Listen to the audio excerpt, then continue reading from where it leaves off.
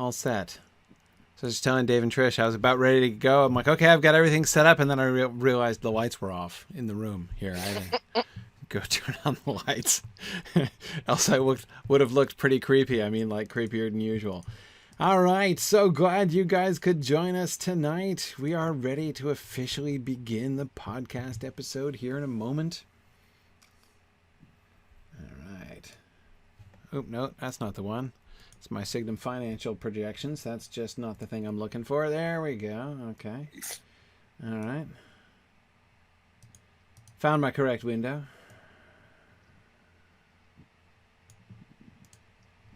All right.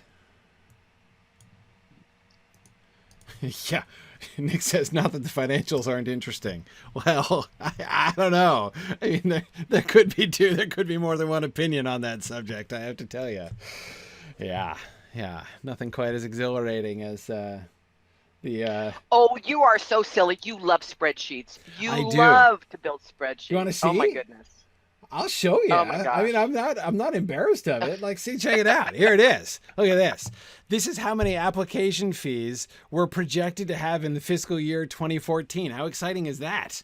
Right? Are you guys seeing anything? I'm not seeing anything on my screen. Sorry, I'm not sharing it yet. The people on Twitch can see it. Oh, and Twitch can see it? Oh, okay. All right. Yeah. That's okay. We can take your word for it. No, I mean, like I said, Signum's an open book. I got no secrets. Check it out, huh? There we go. Look at that. Look at that application fee data and the right colors. There. Look at the muted Easter colors. Isn't it nice? That. Right? I got to tell you, I'm a little bit proud of the cosmetics of this spreadsheet. Yeah, that is actually nice. I'm really bad about doing that.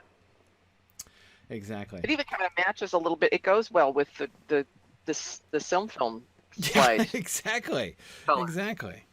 Perfect consonants. Okay. All right.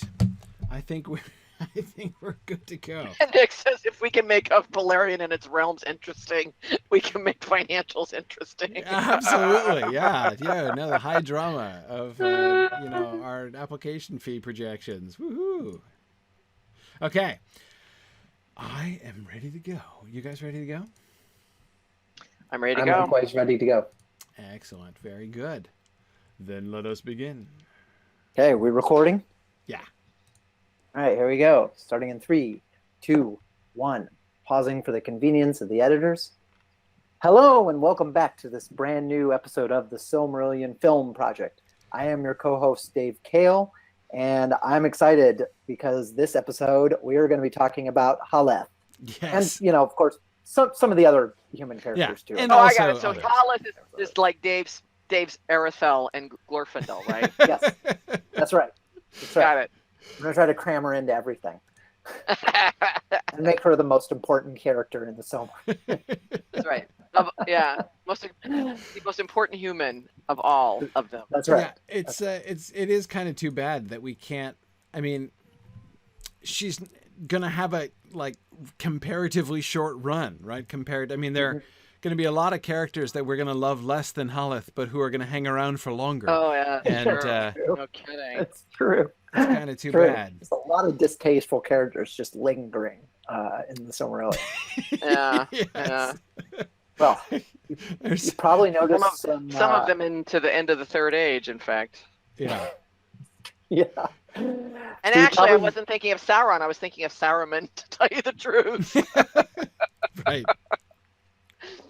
Arguably, there's a great Tolkien debate to put on Twitter and just get the Twitter people arguing who's more likable, Saruman or Sauron. Right. Yeah. There you go. I think that'd be really worthwhile internet rabbit hole. If Sauron and Saruman were both drowning, which one would you save? Right. Please, let's for sure post that later. Or if Sauron and I've seen a version of this. If Sauron and Saruman were dying, what would you have for lunch? I mean, we're drowning. What would you have for lunch? Yeah. Perfect. Right. So you probably noticed some other voices that are on here with me. We're doing introductions. Right. I'd forgotten. Maybe I'll tell you who they are. They're my co-hosts. Joining me, as always, Corey Olson, the Tolkien professor, and Trish Lambert, the Tolkien maven. Woohoo! Excellent. And Dave Kale, the hipster dad. Yeah, Yes. aren't you Former guys? hipster turned dad. You guys must be so happy to be named. Yes. Oh, yeah. Yeah, I feel fulfilled now, and then I can That's now right. proceed with things. So today is session number 5 of season 5 as we continue our pre-production, our working through the storylines. We got a lot of stuff that we need to hammer out so that we can put it into shape and figure out where to place it in the different episodes. So today we're going to start by talking about the storylines of men. So we need to talk about elf storylines and human storylines. And I decided at the end of last time that we should talk about the human ones first. So yes, we are going to be talking about Holith and stuff today. So that's going to be a lot of fun. So, but before we do that, quick announcements. First, just a reminder. All of these are a reminder, nothing brand new, but just reminders. First of all, that we have new dates for Mythmoot 7, August 6th through 9th, down in Leesburg, Virginia. We are still planning on an actual, genuine gathering in Virginia in August. Of course, we'll see what happens. Who knows? Of course, no one ever knows what the future is going to look like. Never has that felt more true than recently, but this is still the plan to get together on the weekend, the first, well, not the first weekend, that weekend in August. It's the 6th through the 9th. I'm so looking forward to getting back to a moot again. I'm going through serious moot withdrawal. That is my one of my biggest problems. My life hasn't changed in many ways. I work at home in my basement all the time anyway. So, on a day-to-day basis, my life is pretty similar to what it always has been. But I miss the moots. So that's definitely something I'm looking forward to. Second announcement is don't forget that registration is open for Signum Path, our new program for foundational skills for really anyone in the corporate world who wants to improve your communication skills, your emotional intelligence skills, any of those kinds of things. Go to path.signumuniversity.org and check out our brand new program, which is launching this month.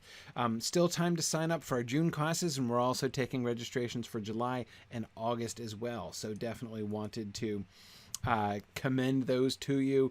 And then, of course, we also have our online teaching mentorship program to support and help teachers who are working on transitioning to online teaching, as so many are. And of course, as we go into the summer and a lot of people thinking about what's the fall going to look like, are we even going to be able to do classes as we've been doing classes in brick and mortar institutions in the fall?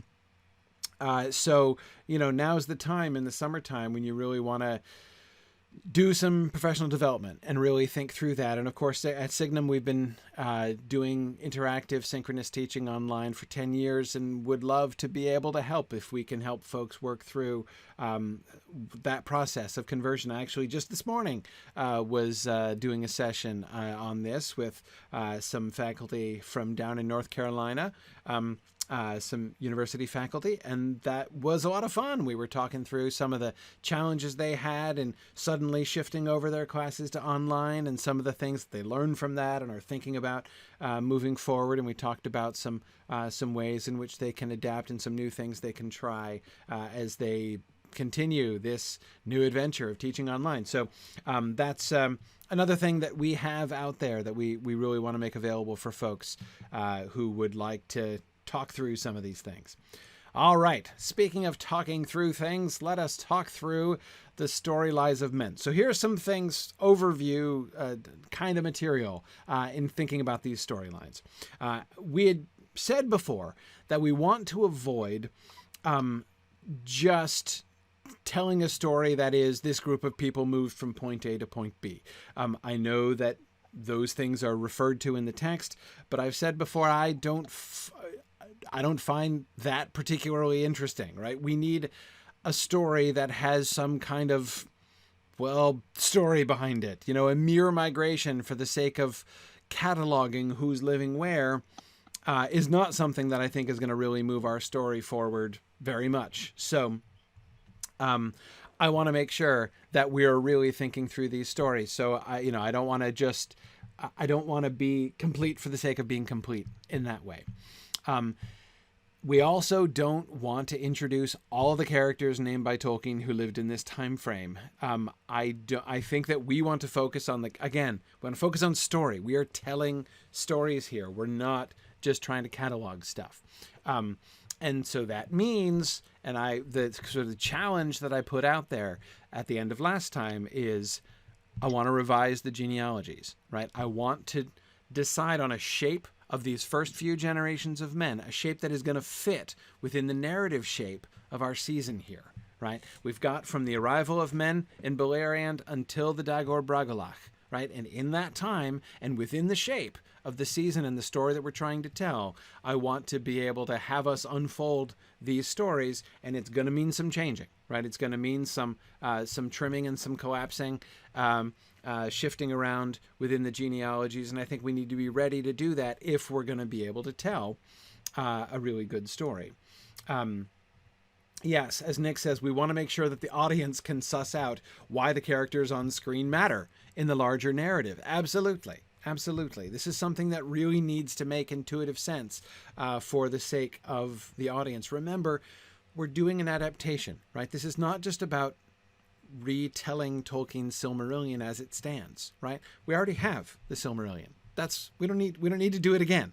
That's been done, right? What we're doing is adapting it, which means first and foremost, and this is my number one rule of adaptation, right? The number one rule of adaptation is that the story you're telling needs to be a good story, right? That's it. That matters more than anything else, even more than questions of faithfulness to the original. Faithfulness to the original is very important in an adaptation, but it is not more important than telling a good story yourself. That is absolutely the first thing that must happen. And so for me, that is I am ready to change the text if by changing the text we can make our story into a better, more interesting, and more compelling story. Now, granted that, of course, that the challenge then becomes, and to me, I find it a very fun challenge, right? Given some of the changes that we need to make in order to make our story work within the shape that we're giving it, within the sort of parameters that we've chosen,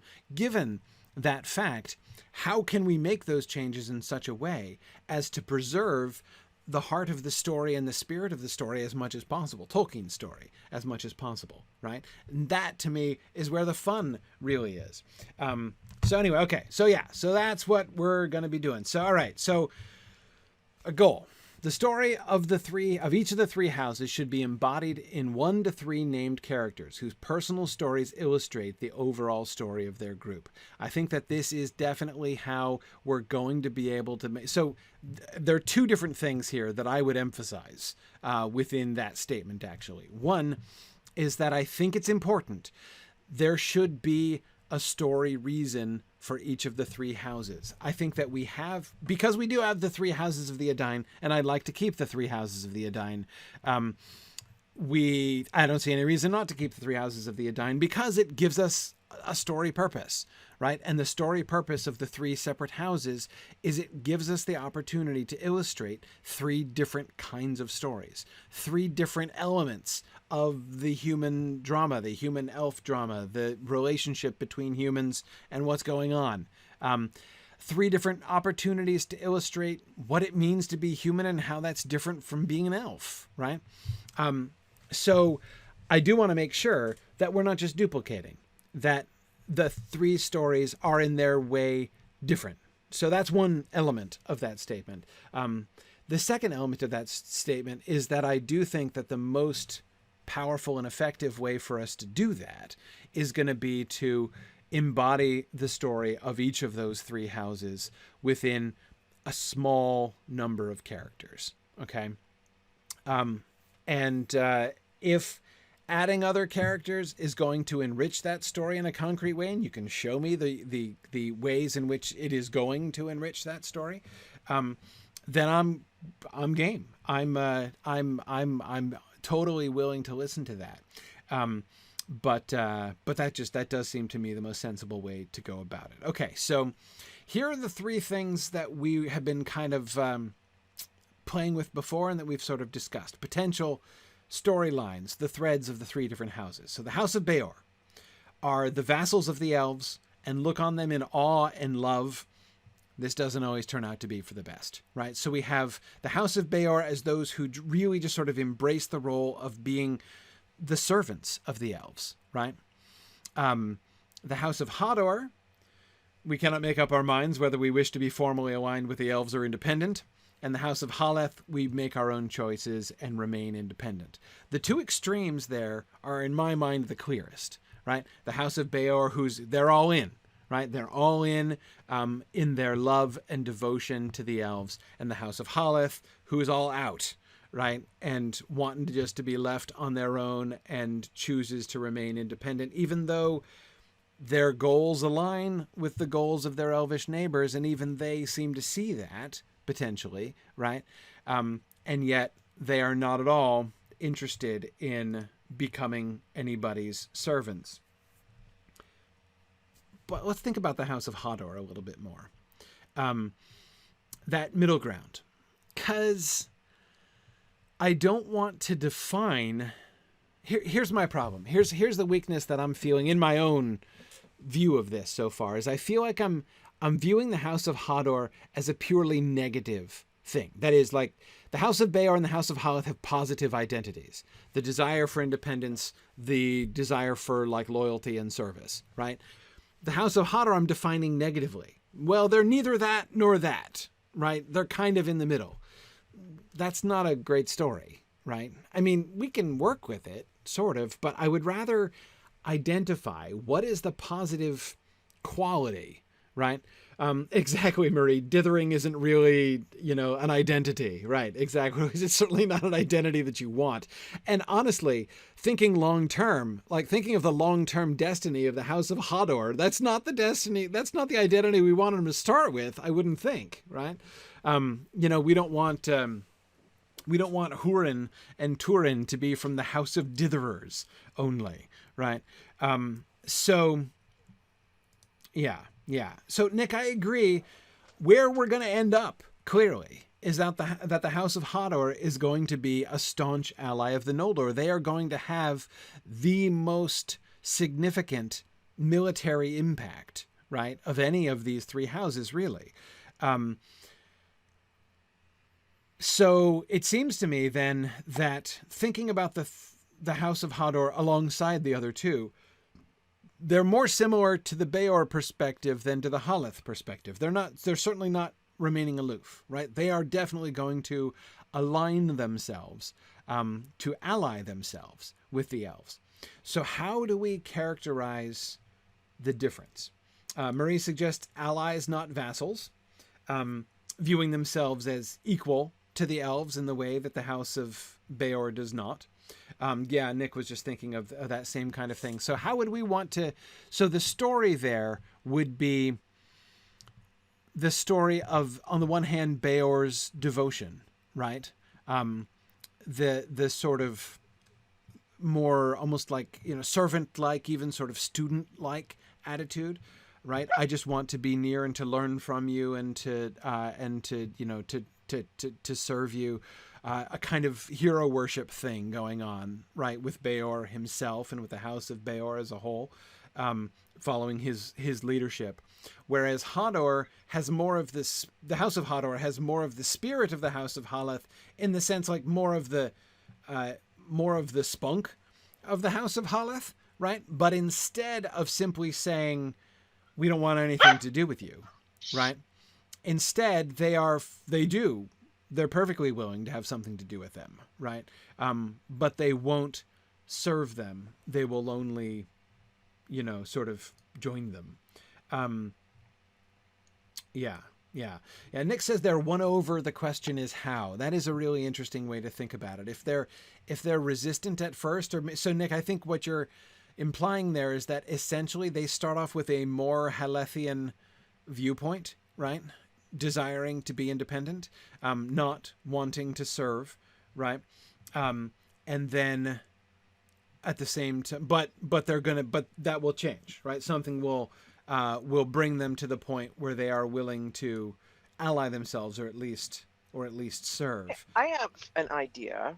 I don't know if this helps or not, but I got to thinking about how these three houses in some ways parallel the Vanyar, the Noldor, and the Teleri Right.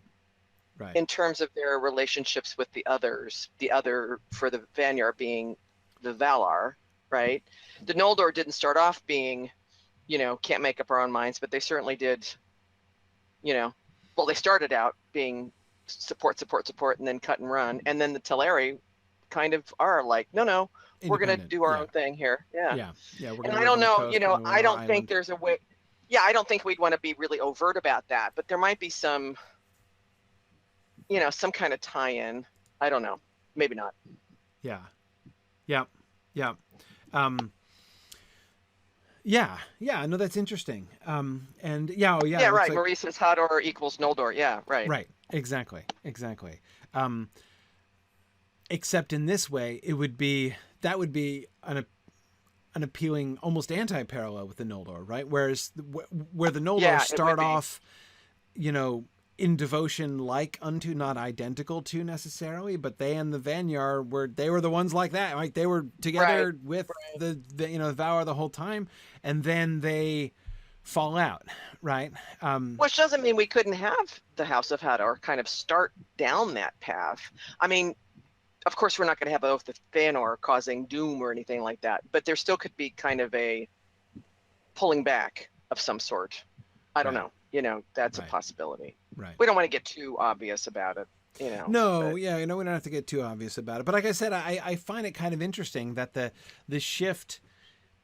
I mean, again, looking like doing a really crude characterization of the super big picture, right? The Noldor do shift, but their shift is away from devotion towards independence. Where what Towards we're independence, suggesting yeah. is that the Oh, is that Hador they go the people other way? would go the other way, right? So Would in go that the way, other way, that's what I okay. mean by saying it's kind of an Oh, anti-parallel. I got it. And I the was irony, thinking of course, is that okay. it's the Noldor that they're coming in to service with at Right. the end, right? That they're the thing aligning that's kind of themselves. elegant about this is we're back to the music of the Ainur, right? And the fact that music often has themes that repeat in different ways. Right. Music, right? So that's kind of an interesting way of looking at this, I suppose. Although too bad we can't just call it out in the thing. Say, hey, music of the Ainur. Look at the men. Yay! Same Right. thing. Right, exactly. Even though, yeah, I mean, that definitely happens. As Nick was pointing out, we get even in the characterization of the hobbits, we have, the three different kinds of hobbit, who begin to look parallel again, not again directly, but, the Falahides, the Stores. And I mean, it's the Harfoots and the Stores. That's This true. That's concept true. of the, these repeated motifs in the music, as yeah. you say. And it's Marie definitely a points thing. out, Turin as Fëanor's spiritual heir can very much work. Yes. Oh yeah. Yeah. Really good Preparing point. ourselves to kind of, in some ways anyway, to kind of build up the parallel there, certainly could work, I think. Stephen points out that Sauron could have some impact on the House of Hador in terms of their relationship Yes. with the elves. Yes, exactly. Well, fortunately, we're going to talk about the Amlach story, so we'll be able to get there a little bit, I think, when we talk about that. Because, yeah, I mean, one of the things we definitely agreed on is we certainly want to keep in the fake Amlach story, Right. because that one gives us lots. That'll be a really fun story to do on screen. So that certainly gives us opportunity to have this kind of, Sauronic manipulation of the men, and it would be in the House of Hador there, rather than anywhere else. So that definitely works for me. Okay, so that's the central drama of the House of Hador. Then we use the other two to kind of establish these two different extremes, right, of human reaction to the elves, and then we use the House of Hador. They're the dynamic one, right? They're the ones that change. Whereas the House of Hador, neither of those two really alter primarily. Though I guess we will have some with Andreth as the heir of the House of Beor, essentially, or again in the line of the House of Beor. We're certainly going to have one of the members of the House of Beor sort of questioning things with the elves, right? Get kind of salty about the whole elf service situation.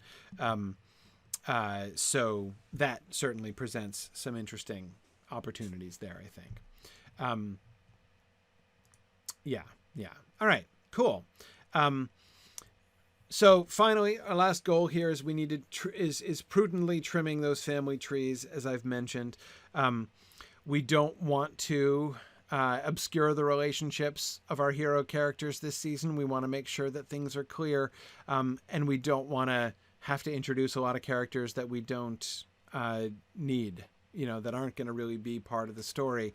But of course, we want to make sure that it still works, obviously, time-wise. So we have to be mindful of that.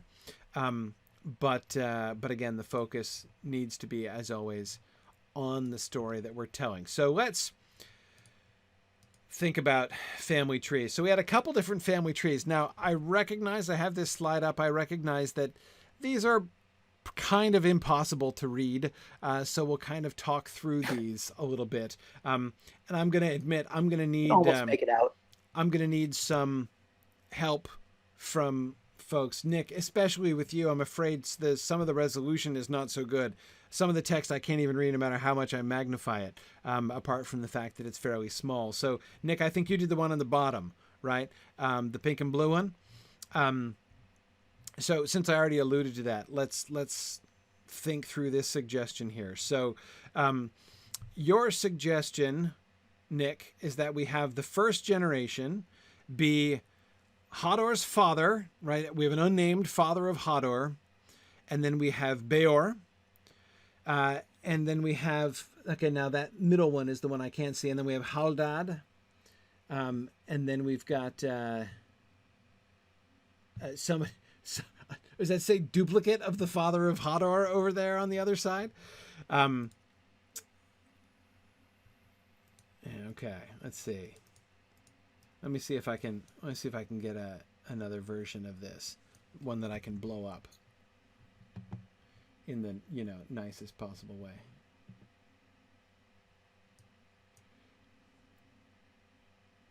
Let's see.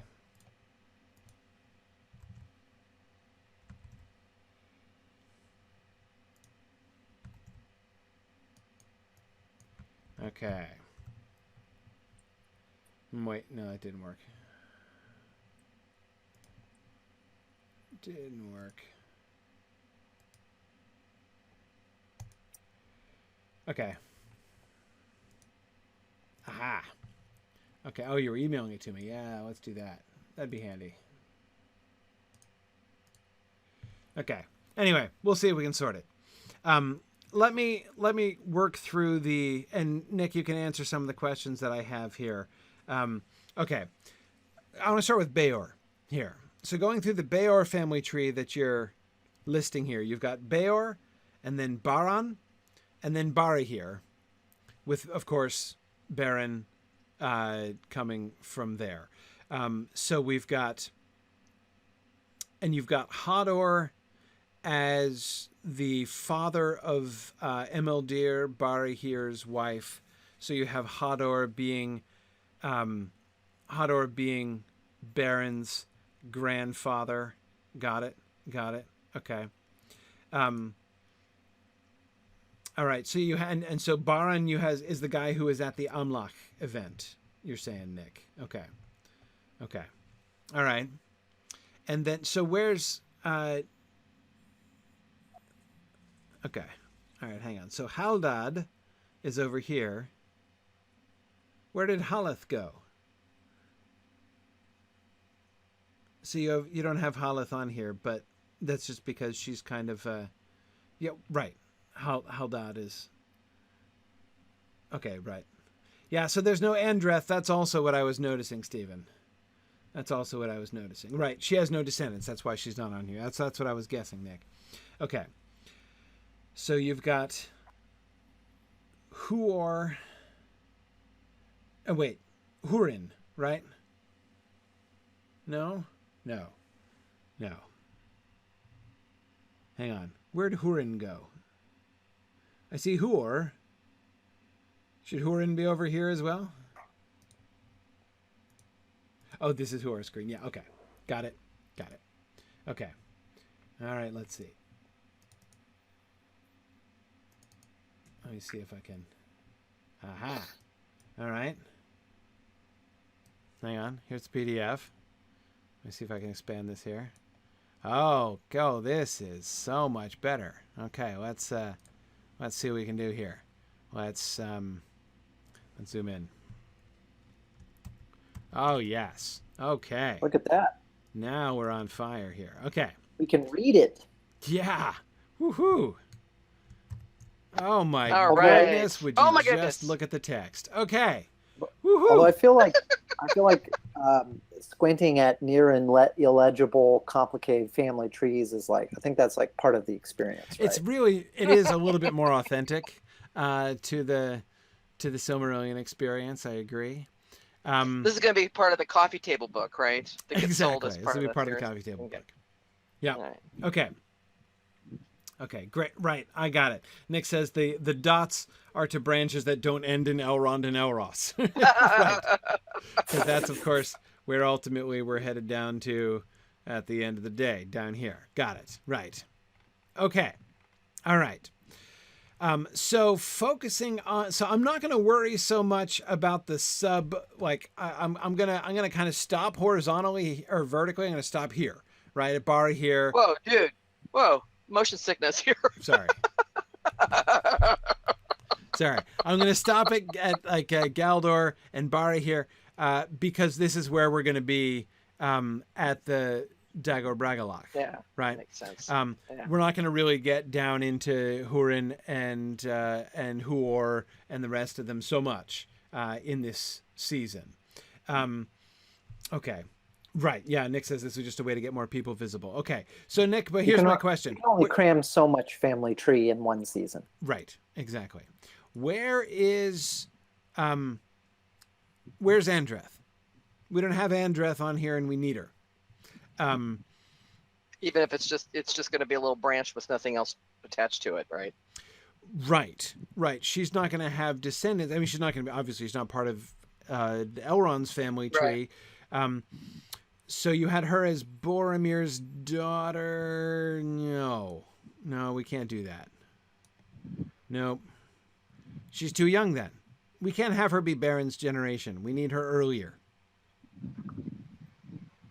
If we're going to have her, as we were suggesting last time, yeah, I know she's the daughter of Boromir in the book. That's not my question. My question is, where would we put her in this genealogy? Because we had talked about having Andreth. And Andreth is the one that I would love to have be the voice of the human perspective throughout both halves of this season, right? I don't want to have a whole lot of Andreth-free episodes in this entire season, honestly. I want her to be one of the dominant voices. We stand back Nick and say, who's the protagonist of this season? Andreth is one of my protagonists of this season.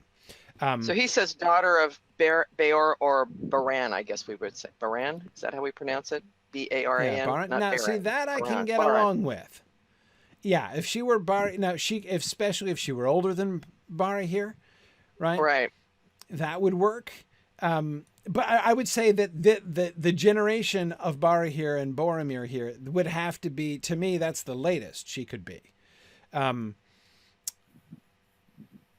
Yeah, that would be the latest that she can be, because And she could be quite a bit older if we did that, than right. I mean, obviously having the generations flatly horizontal with each other doesn't take into account, difference of age within generations and stuff.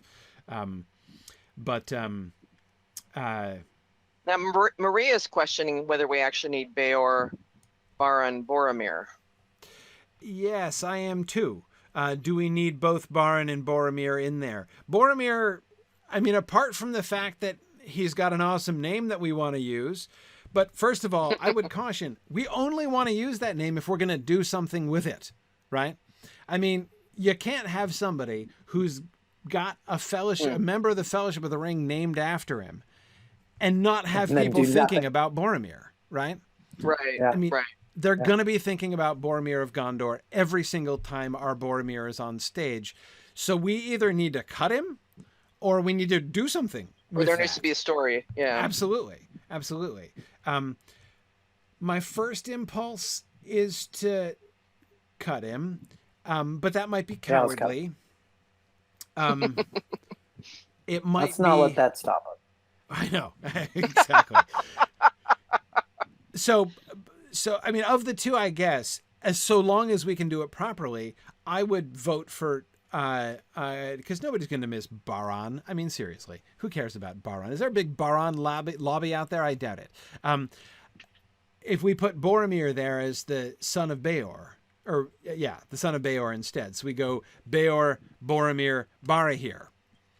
Now that's Which actually that's a meaty makes genealogy, a lot right? of sense. Yeah. Yeah, exactly, Marie. Baron is really just kind of a placeholder. Now, so is Boromir. This Boromir accomplishes doesn't really do anything. I mean, there's no real story attached to him other than moving around. So, but again, we can give him one, but we'd have to decide what it is that we'd give him. Exactly. Mm-hmm. We could have him die.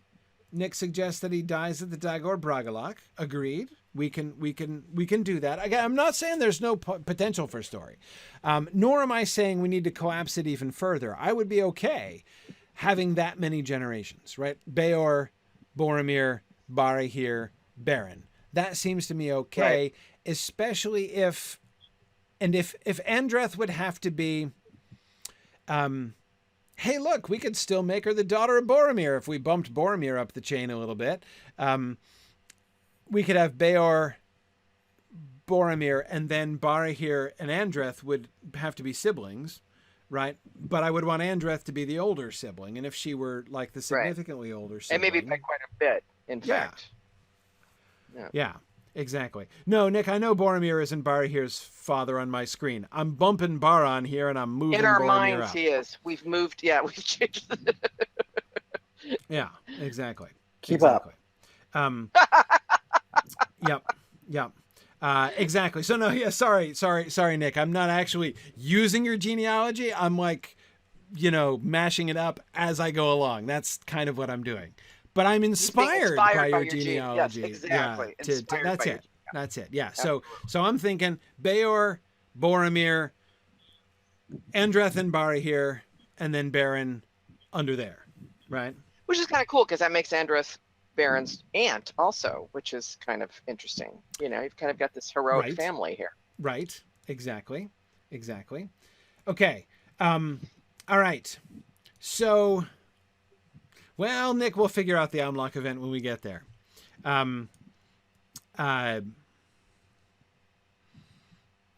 Okay. Now, Haleth and Haldad and Haldar and the rest of them. Okay. All right. Now, first of all, Haleth is...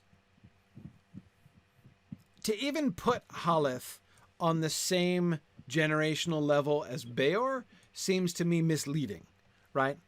Because Beor is decades older than Haleth, right? Beor is kind of a generation above in the sense that he's already... I think we should certainly make Beor at least middle-aged when he meets Finrod at the beginning, right? And whereas Haleth is like a teenager, right? Yeah. So exactly. So if she's down here, Haldad himself can still be significantly younger than Beor, right? Yeah. Remember, these are humans. We don't have to have that. There's not all that much time between generations here. So okay, all right, hang on here. Right, she's the 3 dots under Haldad, right? Yeah, this is Haleth over here, right? Yeah, no, I understand. Okay, so yeah, right. So we've got Beor as clearly the eldest. Beor and Haldad, Haleth's father, would be kind of the same generation, but Beor is older. And we want Hador to be younger. Okay. We want him to be younger because he's, according to your genealogy here, we have him as the father of Emildir, Barahir's wife. Okay, let me go back over here to where Hador comes back in again. Okay. Right, and also Galdor. Okay, so you've got Hador bearing Galdor and Emildir. Right. I'm tracking with you.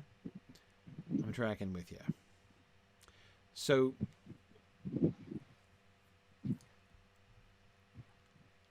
who are the parents of... So where do you put Amlach in this?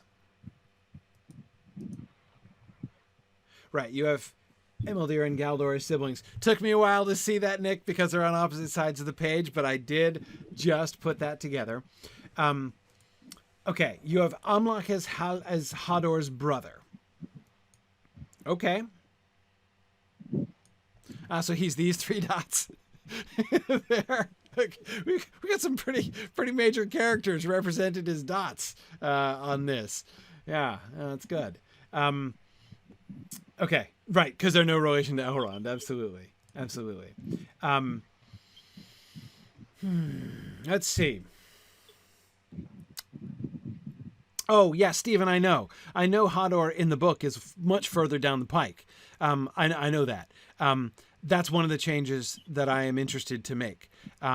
Because, again, apart from the Amlach incident, we get almost no story for anybody in that house until we get to Hador.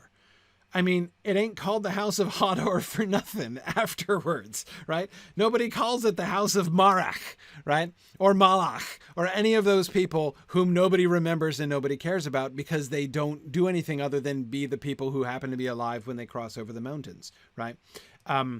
So that's why my vote from the beginning was, again, since we're going to have to kind of collapse anyway, I would like to collapse in the direction of boosting Hador up. And so my suggestion before was that it should be something like Haleth, Beor, and Hador as the three primaries of their houses operating pretty much contemporaneously with each other. Beor would be old, of course, while that was happening.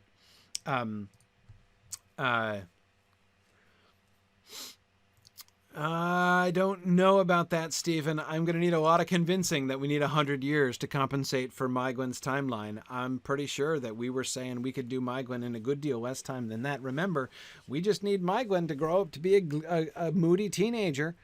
And elves would be moody teenagers for a couple decades, right? From between the ages of like 30 to 50.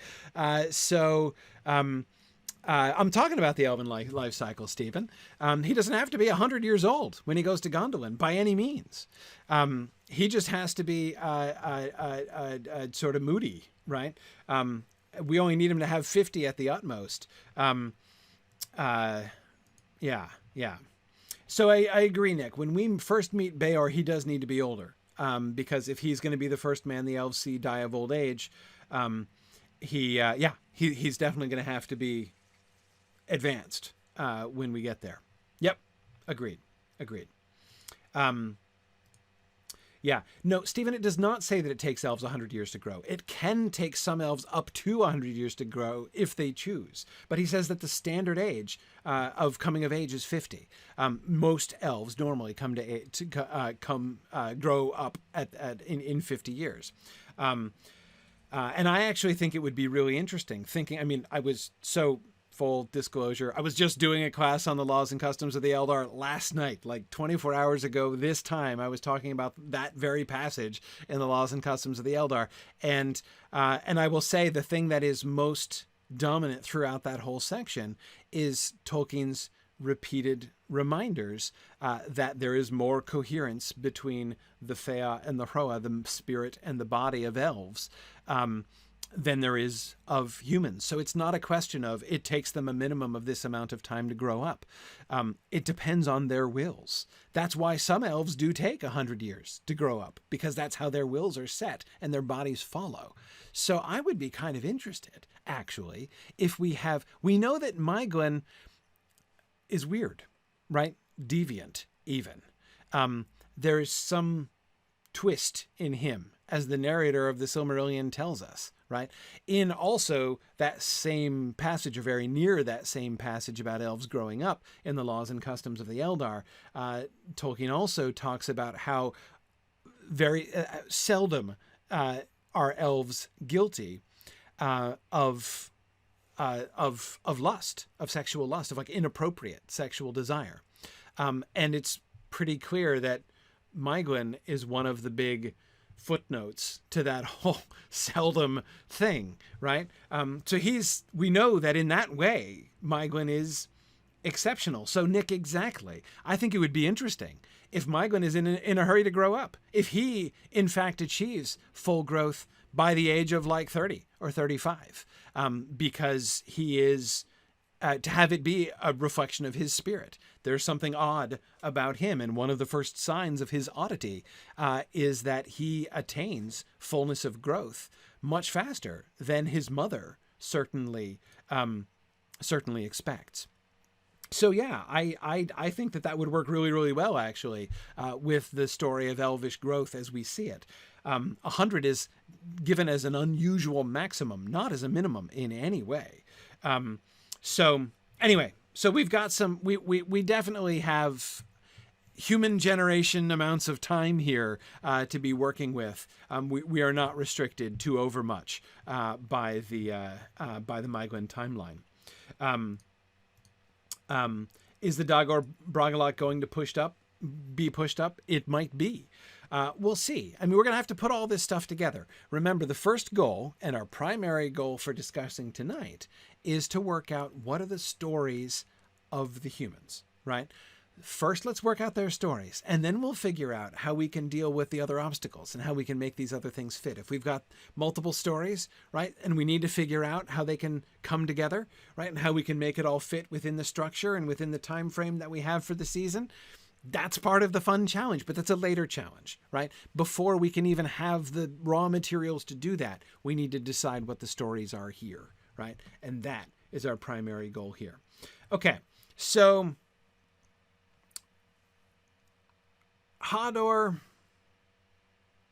So we have unnamed. So Nick, tell me more about the unnamed parents of Hador here. Do you see our Hador story focus? If Amlach is Hador's brother, older brother, I'm assuming, Nick, is what you're thinking in this projection here. So he would be more of the leader figure and Hador would be following him. And then what? At a later time, Hador would be... Because we decided we wanted to keep Amlach going into the service of Maedhros, right? So what does Hador do? Does Amlach just leave? And Hador stays with the rest of the people, and then Hador is the one who has the change of heart, the change of mind? How's that going to work?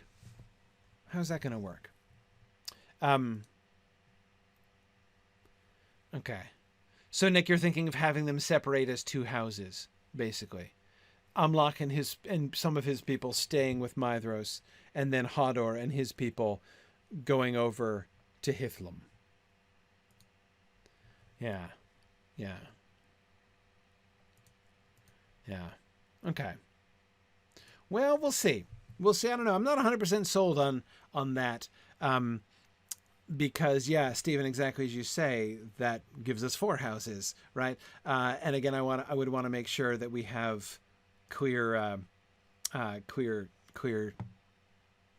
stories worked out there. Let's think about the Beor line. Well, actually, hang on a second. Let me Let me give some equal time for a second to the other one, which I can read a little bit more clearly here. To the green one, right? This is another family tree suggestion. So here we have, well, this one is much more complicated. Oh yeah, we've got folks like Bereg involved here, whom I don't see any use for. Okay, all right. Yeah, this one is a lot less ruthless in its cutting.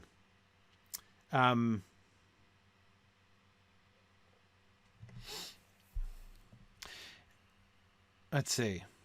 Are the ones circled in orange the ones that we would tell stories of? Looking like that. It is. What's Bereg's role, then? And why does Barn exist? And why is Malach still the head of the family if we're not going to really involve him in a story, which is, again, my primary reason for being cheerfully prepared to do away with Malach. Okay, right. The orange boxes are the named characters, right? That's what I thought. Also, okay. just tossing this out there. How come there's no orange box around, Baron? Oh, well, he's later. He's like, Sir not playing a major role in season 5. He's so next season. He's right? so He's next so season. Oh my goodness. Yeah, exactly. Just saying, visually a little disconcerting. See him. I understand. Not trying to argue that Baron is not important. Okay, so you were thinking that Bereg is the one who takes men back away over the mountains. Okay.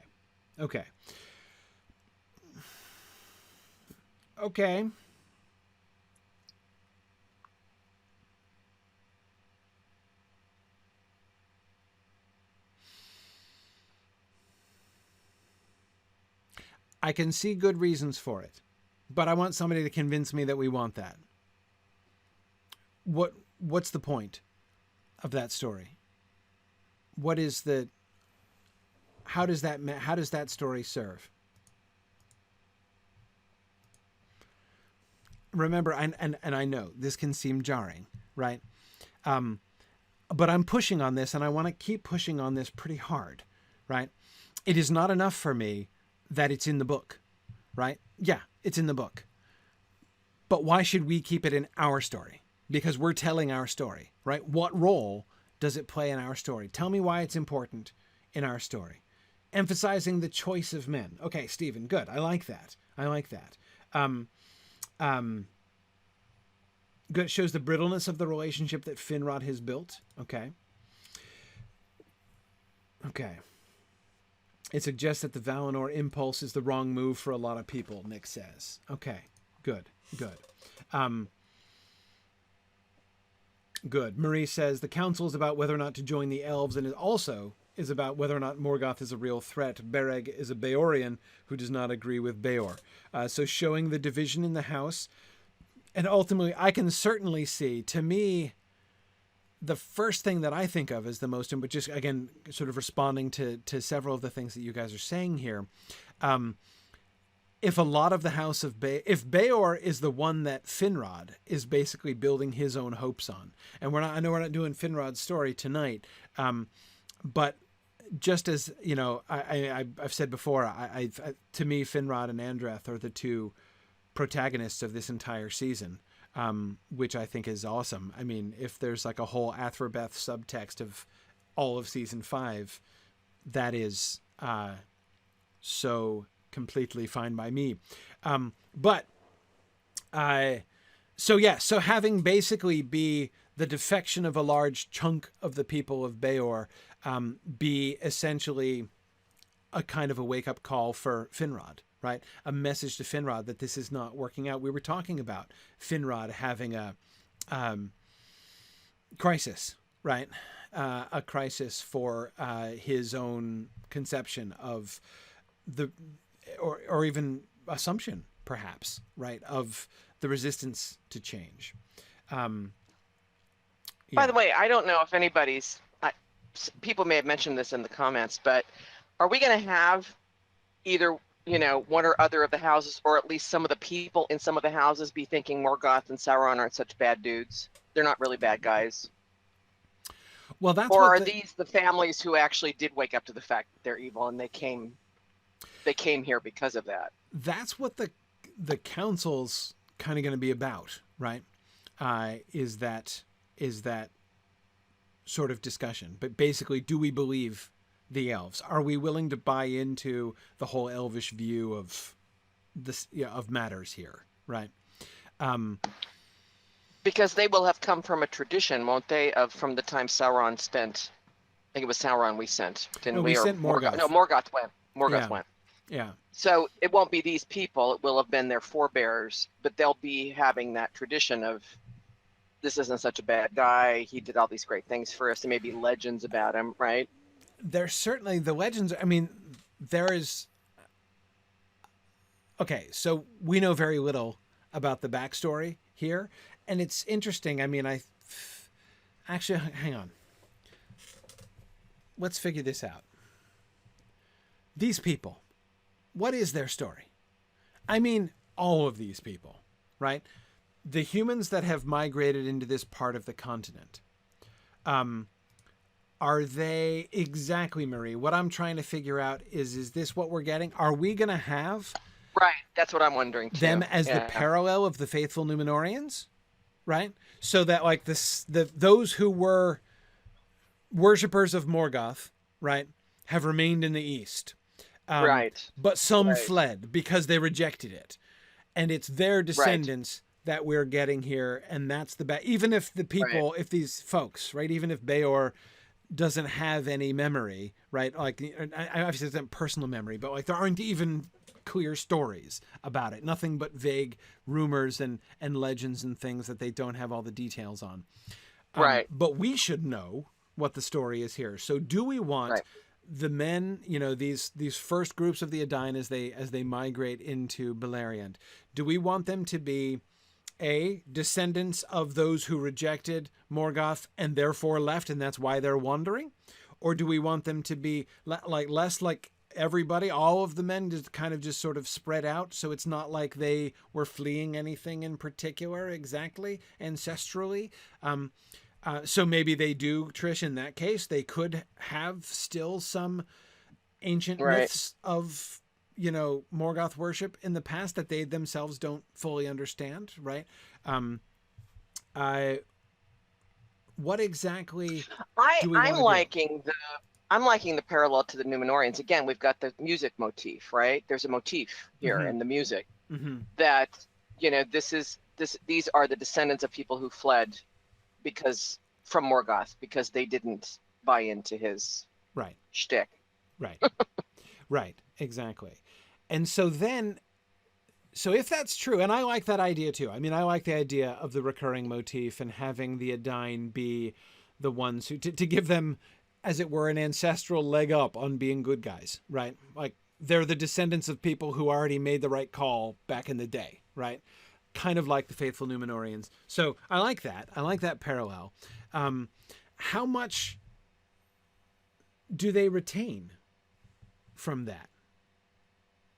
How much do they know? How many legends do they have?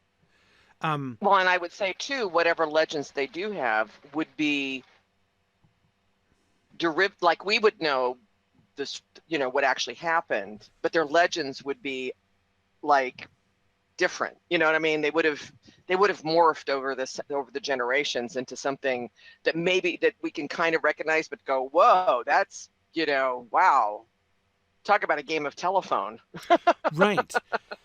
I certainly don't think what we should have is them showing up in Beleriand and being like, Morgoth over there, that's the guy, right? Yeah, right. No, we know all about him from our ancient histories, right? Like we're in fact, we're here as like already pre-enlisted in, as it were, in the war. Like, it can't be that, right? I mean, I don't think. Well, the other thing, like Marie points out, I'm not sure how quickly they would connect the legends to Morgoth guy and Angband. Plus, Morgoth may have had a different name. He wouldn't have been Morgoth probably when he was out there, right? So they wouldn't necessarily realize it was the same guy.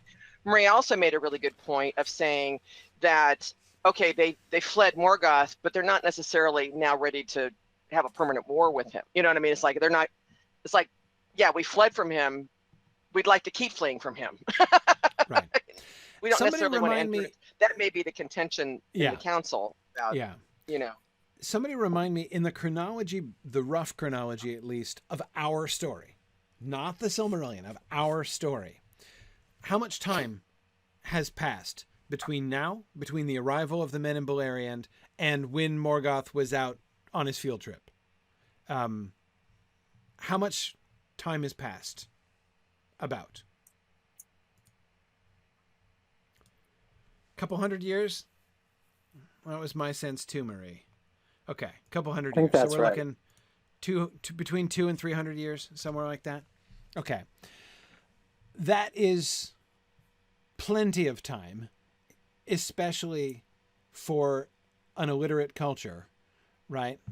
For them to not have clear records of what happened, right?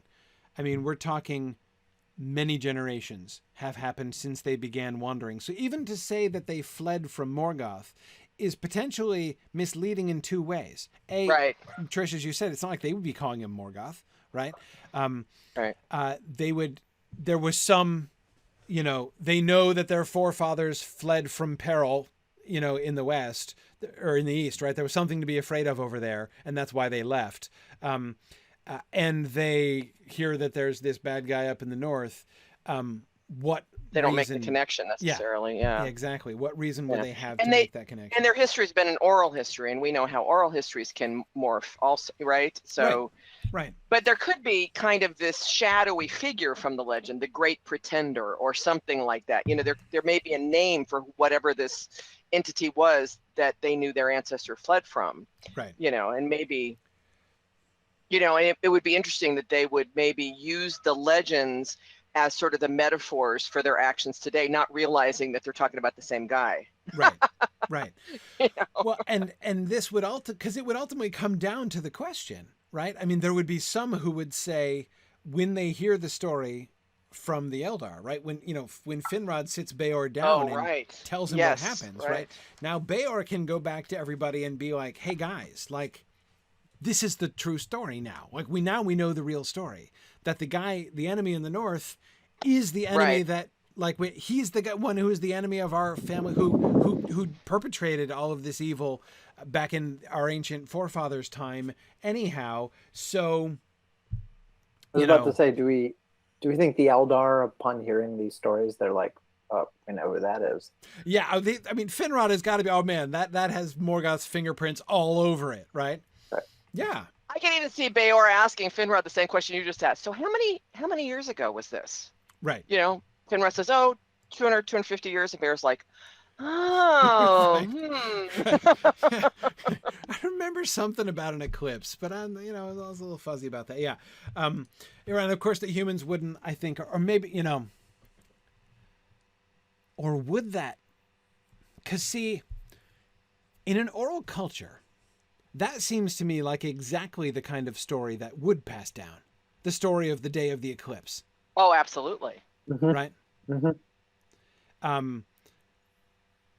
And of course, Finrod would remember it, and quite well, right? Oh yeah, I remember that eclipse. That was an awkward day. Like it was yesterday. Right, exactly.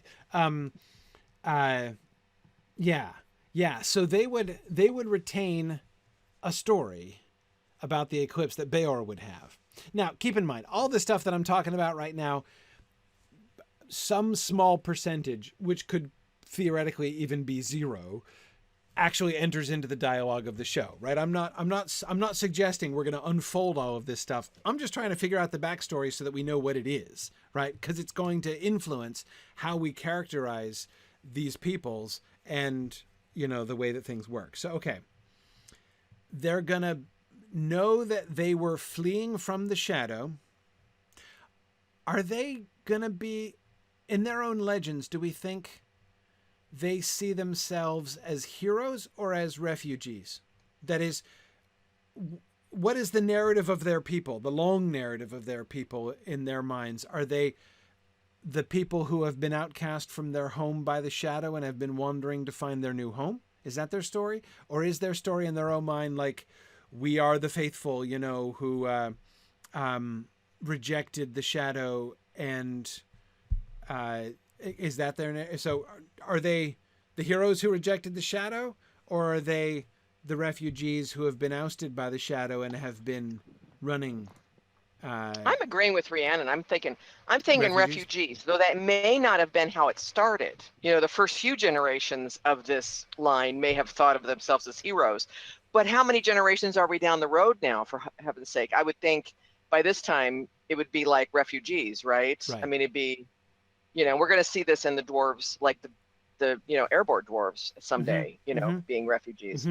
But I would bet at this point in time, these men that we are meeting now, refugees. Right. And yes, Rhiannon, you're right. There will be rumors of the light in the west. Right. I wonder if we could work in, and we'll see when we get to actual episodes, right? I would love to work in at least one storytelling moment, maybe more than one storytelling moment, like among the humans, right? To hear them tell one of their legends. Maybe Andreth is going to be, maybe we have Andreth hearing a story early on and have Andreth telling a story later on, right? As she is going to become one of the repositories of the stories of her people, right? I think it's a great idea. And, Zachary actually went the other direction, which is say, started out as refugees, then morphed into that wandering band seeking the light. So that is another way to look to do it. There is this story of hope that they have, that there is a light in the west. And that would be like the story. They don't know anything about it, right? But this is why they have been moving into the west. This is why they undertook the crossing of the mountains, kind of a big deal. Remember, the crossing of the Misty Mountains, really big deal. The crossing of the Blue Mountains, also a big deal. Yeah. I love it. There's two things. Nick says, if only there was a conversation where such a thing could come out between Andreth and Finrod. Right. But Marie says, actually, this is, and I was thinking this too, Adonel tells young Andreth, and then aged Andreth tells a young Baron this story that you're talking about. Yes.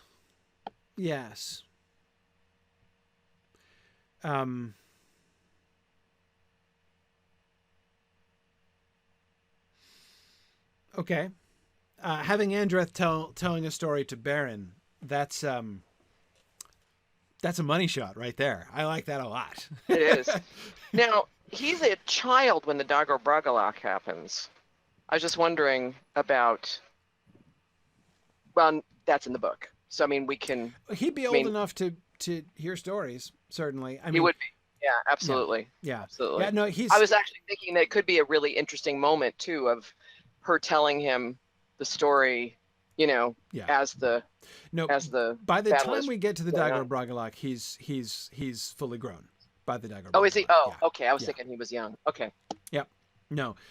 I mean, we'll have opportunities for him to appear young. I mean, like, child Baron will be able to get some screen time. For some reason, I was thinking he was a kid at the Dagor Bragollach, but he's not. He's full grown. Okay. Right, because after the Dagor Bragollach, he's going to be one of the chief That's right. of the, Yeah, and the outlaws and the all outlaws, that stuff. Exactly. Okay. So, okay. Yes. Okay. So wait, so tell me about Adonel, folks. Who's Adonel going to be in our new, more efficient genealogy? She going to be Beor's daughter, Andreth's aunt? She doesn't have to be in the line, I guess. She could just be a random wise woman. You want her to be in the House of Hadar? We could put her in, but where?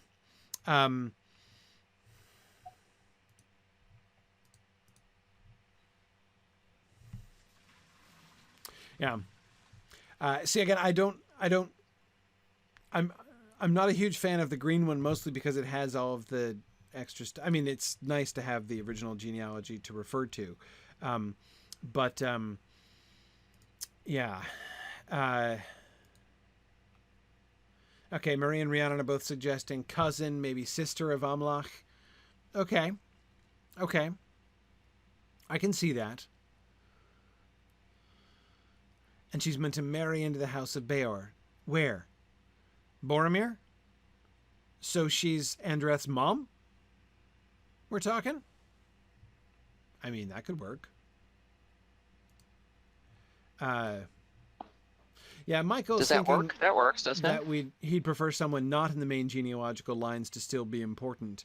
I mean, I can get behind that. I don't think Adenel as wise woman and mentor of, like, if she is a wise woman and mentor of Andreth, that's enough for me, right? I mean, I'm okay with that. I don't need her to. I don't need to know who her We family don't need to know is. her genealogy. Yeah. But I mean, if we want to, we can. I mean, we can do that. But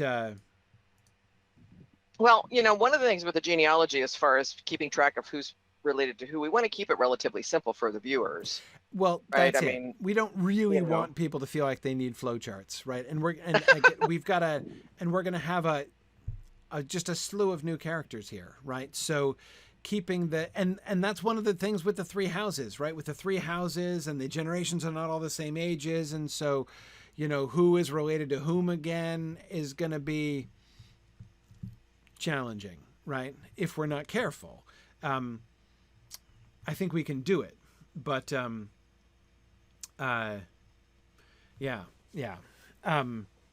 Right. Oh yeah, no, Rhiannon, I'm not even thinking, of course, about the viewers seeing the genealogy.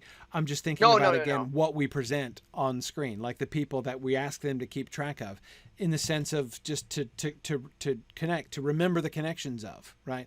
I mean, Game of Thrones was pretty heavy in that direction too, wasn't it? I mean, you had a lot of characters that had to be kept track of. It was. Viewers can do it, but you know, we want to not overload it. And by the way, that's one of the one of the things that the Game of Thrones TV show was most clever about. I really admired. They really made excellent visual usage of the different houses, right? The great houses in Westeros. Associating people with symbols, not only visually, like in their clothing and stuff, so that you know, like, oh yeah, he's one of the wolf guys. Okay, right. So, like, you know, even if you remembered nothing else other than that he's one of the wolf guys, you can sort out the rest of it, right? And not only that, but Dave, of course, even like the opening credits were brilliant in this way, right? I mean, the way that the opening credits served as a kind of recap and summary of, like, remember all of the locations and all of the families, and even like the way that they updated over time, right? When like the castle is captured by somebody else, and not only do the opening credits show the new flags flying in that place, but you see the smoke rising from the place that just got sacked, right? Oh yeah, I remember that happened. That's that. Oh, so that, right. That's the castle that got sacked in the previous episode. Really, really admired how they did that. But again, my point is simply, we don't have that, as Nick says, we don't have surnames, right? So without surnames, we're at a disadvantage there. The reason I'm bringing up Game of Thrones is that we don't want to have to do that, right? We don't want to have to resort to that kind of thing. They were wise to do it, because when you present these kind of complicated interrelationships and different families and that many characters, they were very smart in that show to give people a sensible handle on things, right? So that would be an argument for keeping the character simple. Now, again, Adenel, I don't think she has to be family. If we can kind of peg her into a clear role, she is Andreth's mentor, right? And that's all we see. Like, we don't meet her until she is the aged mentor of Andreth, right? We don't need to see her growing up and becoming the mentor of Andreth. She comes in fully formed as the, middle-aged to geriatric mentor figure of Andreth. And that's her job from the beginning, so we're fine. Yeah, yeah. Okay, so now I agree, Rhiannon, we can still introduce some visual cues. That is, like, we can have some different styles of dress and different color themes and things like that with different houses. Like, there's no reason that we can't have there be some visually distinctive markings, you know, that do differentiate at a glance the House of Beor from the House of Hador, for instance. How fancy are they going to be? How fancy are they're not going to be very fancy, right? I mean, they're basically Not still necessarily, though degree of fancy can be one of them all by itself, right? true. I mean, you can Yep. tell Haleth and Kinda her like people the elves, because right? The Noldor with the jewels and stuff, right? yes, Yeah. exactly, Yeah. exactly. So that Yeah, sorry. that I think is something that I think that we can show the distinctions among, right? Yeah, yeah. Right. So Nick is thinking expecting the audience to pick up on those details is probably too much. Possibly, but I don't think it would be too much to have them associate. I mean, Haleth and her people are going to be rough, right? I mean, they're going to be backwoodsmen. That's what right? I was thinking. Yeah, lots of browns and greens and rough cut, Yeah, rough cut, leathers unpolished, and unfinished stuff, furs. right? I mean, Yeah, they are going to yeah. be rugged folk. Whereas Beor, once Beor's people are brought in with Finrod, they're going to be like, they're going to be tricked out by the Noldor, right? Noldor light. Exactly, exactly. So I definitely think that that's definitely that's a kind of visual distinction that we can certainly make, so that you'll always be able to tell. But at the same time, not having the number of characters as Game of Thrones does was one of my goals in cutting down the characters in the first place, right? So it shouldn't be all that difficult to keep track of. Well, you Okay. can also visually show that shift in the House of Hador too, right? They start out rough cut ish and Right. end up more fancy ish, right? Yeah, I mean, by the time we get to Hurin, they should be. I mean, Hurin should be armored like an elf prince almost. Right. Right. Right. I mean, he should fit right in the in the army of Fingon there, which again certainly wouldn't be the case with like Beor in the beginning or Hador at the beginning necessarily. Mm-hmm. Mm-hmm. Rhiannon says that the giving of the dragon helm can be part of this. Yeah, I like that. That Oh, is, of yeah, course, yeah. an important Absolutely. external there that we're going to be That's going to right. be utilizing. Okay, well let's move on from the family trees and start talking about stories, because I want to make sure if we don't talk about Haleth, Dave's going to riot. So let's talk about Haleth. That's true. And anyway, Pick it Haleth up. is a great place to start because her story is, of all of the stories, the most self-contained anyway, right? So let's kind of build Haleth's story, and it provides us an interesting kind of baseline, right? Okay. So Haleth just wants to find a place that she can call her, like, a safe place where she and her people can call their own and be finally left alone by everybody else. That's their primary thing, right? The desire of the Haladin to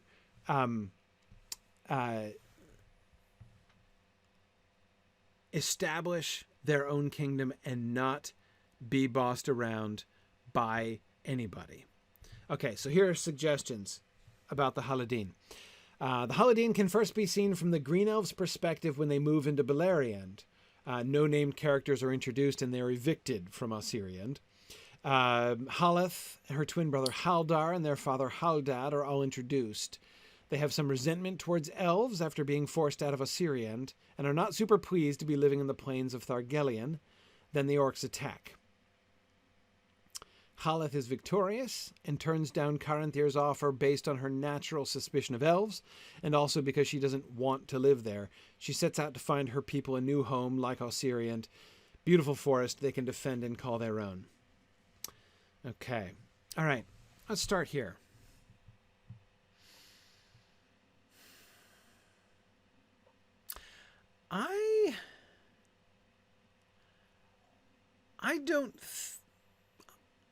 I don't love the idea of the people of Haleth being in conflict with the elves of Osiriant.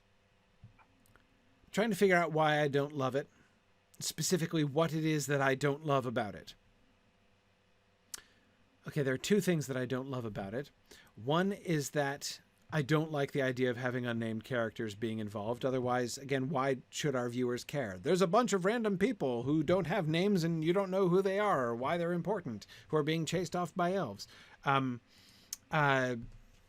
I'm not a big fan of that. If we're going to have the people, I mean, if we're going to start, I want to start with Haldad.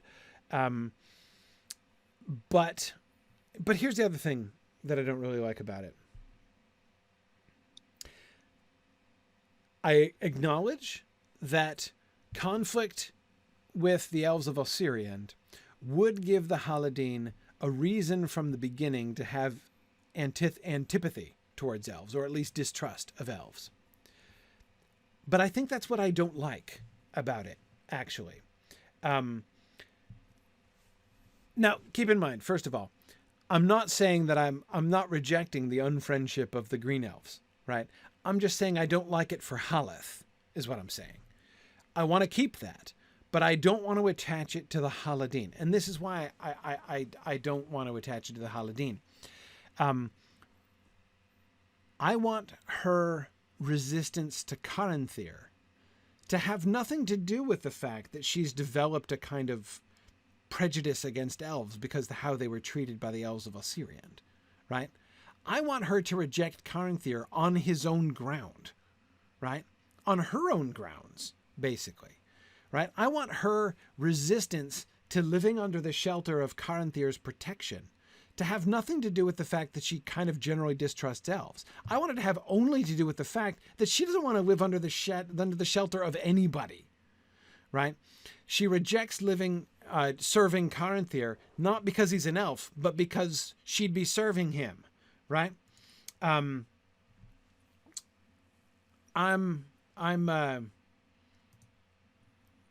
And again, I'm not fighting the conflict between men and the elves of Osirian. I want to preserve like the purity of the Haleth story. Not 100% make it agree. You agree with that, Dave? Yes. Yeah. That's I think one of my favorite parts of her character is just this, like, there's not like that, there's not like a complicated story or tragedy behind, like, well, this bad thing happened to her and so she never trusts the elves again. It's just innate in her character. Is just like, no, I don't, like, she's just that fiercely independent. I think that was one of the things that's neatest about her. So yeah. I think I agree with you. Just pure independence. I mean, I would quite like Haleth. So I don't even know that she needs to be discontented living in Thargelion necessarily, right? Especially since her people are a small people. What if in my mind, the curtain rises on the story of the Haladin with Haldar and his two kids, right? Living on this happy farmstead that they've just constructed themselves with their own hands on this land, which is fertile land, right? Excellent for farming. And they've got, there's a community of others around them, and they believe that they're going to settle down here and,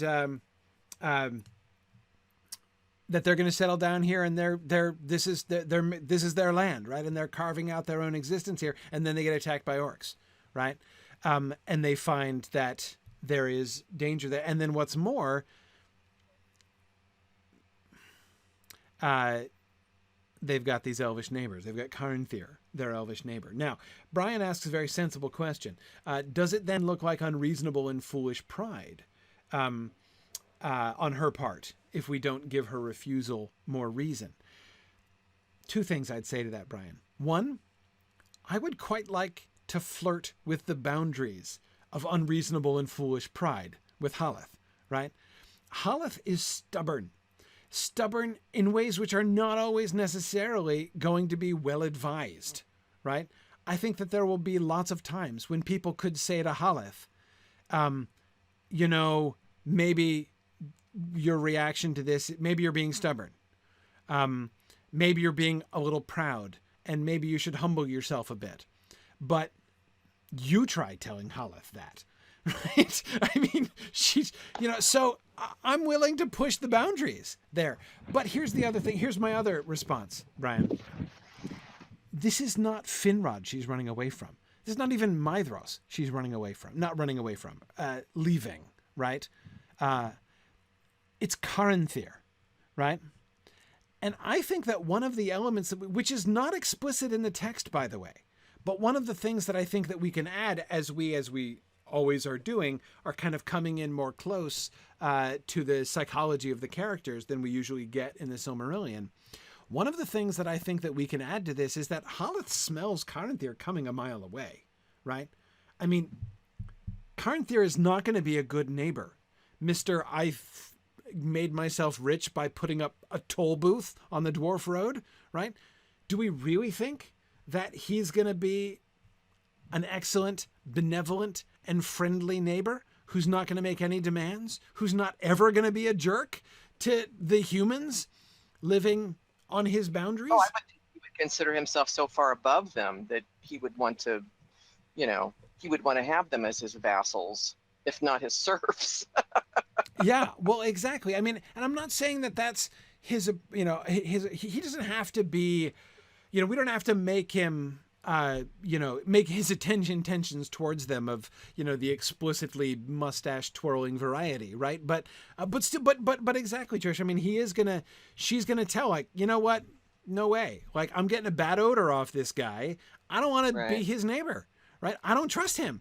I want her not to, if she doesn't trust Caranthir, and she doesn't, I want her to not trust Caranthir, not because he's an elf and she distrusts elves in general, right? Due to some kind of racial prejudice and their experience in the past.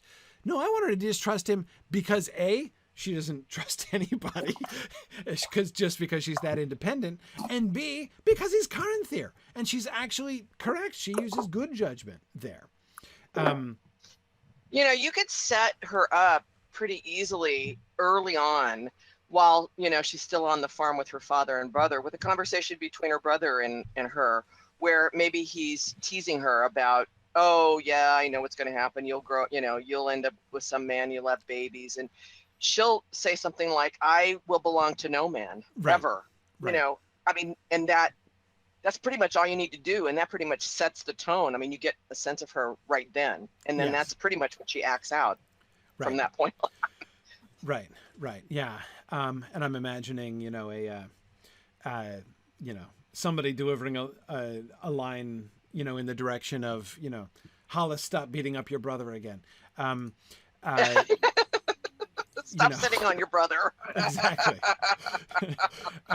You know, it's yeah. I mean, that's who she is. But so yeah, exactly. Marie, exactly as Marie is saying, of course, in the book, Caranthir mostly ignores them and assumes that they're useless. Right. Then, you know, he sees how well they fight off the orcs and he's impressed. Right. But she is not going to accept the way that he is impressed with them. It is still going to be obvious from what he says to them that he considers, you know, that he's basically at the best, he's trying to use them, right? At the worst, he's being patronizing, you know, like, oh, maybe you're less useless than I thought, right? She's not gonna take well to that. And certainly she is not going to take well to Caranthir being all like, oh, well, so, little lady, you're pretty good at fighting orcs. I could have some use for you after all. Like, he's going to elf-splain. He'll elf-splain, right? Right, yeah. I mean, yeah, there's no way. I like it. That you like it? Elf-splaining? Yeah, elf-splaining? Right, yeah, exactly. Yeah. Yeah, so I think that's why. So do you guys? To the other attendees who are talking about and the discussion board folks, do you see what I mean about the Osirian folks?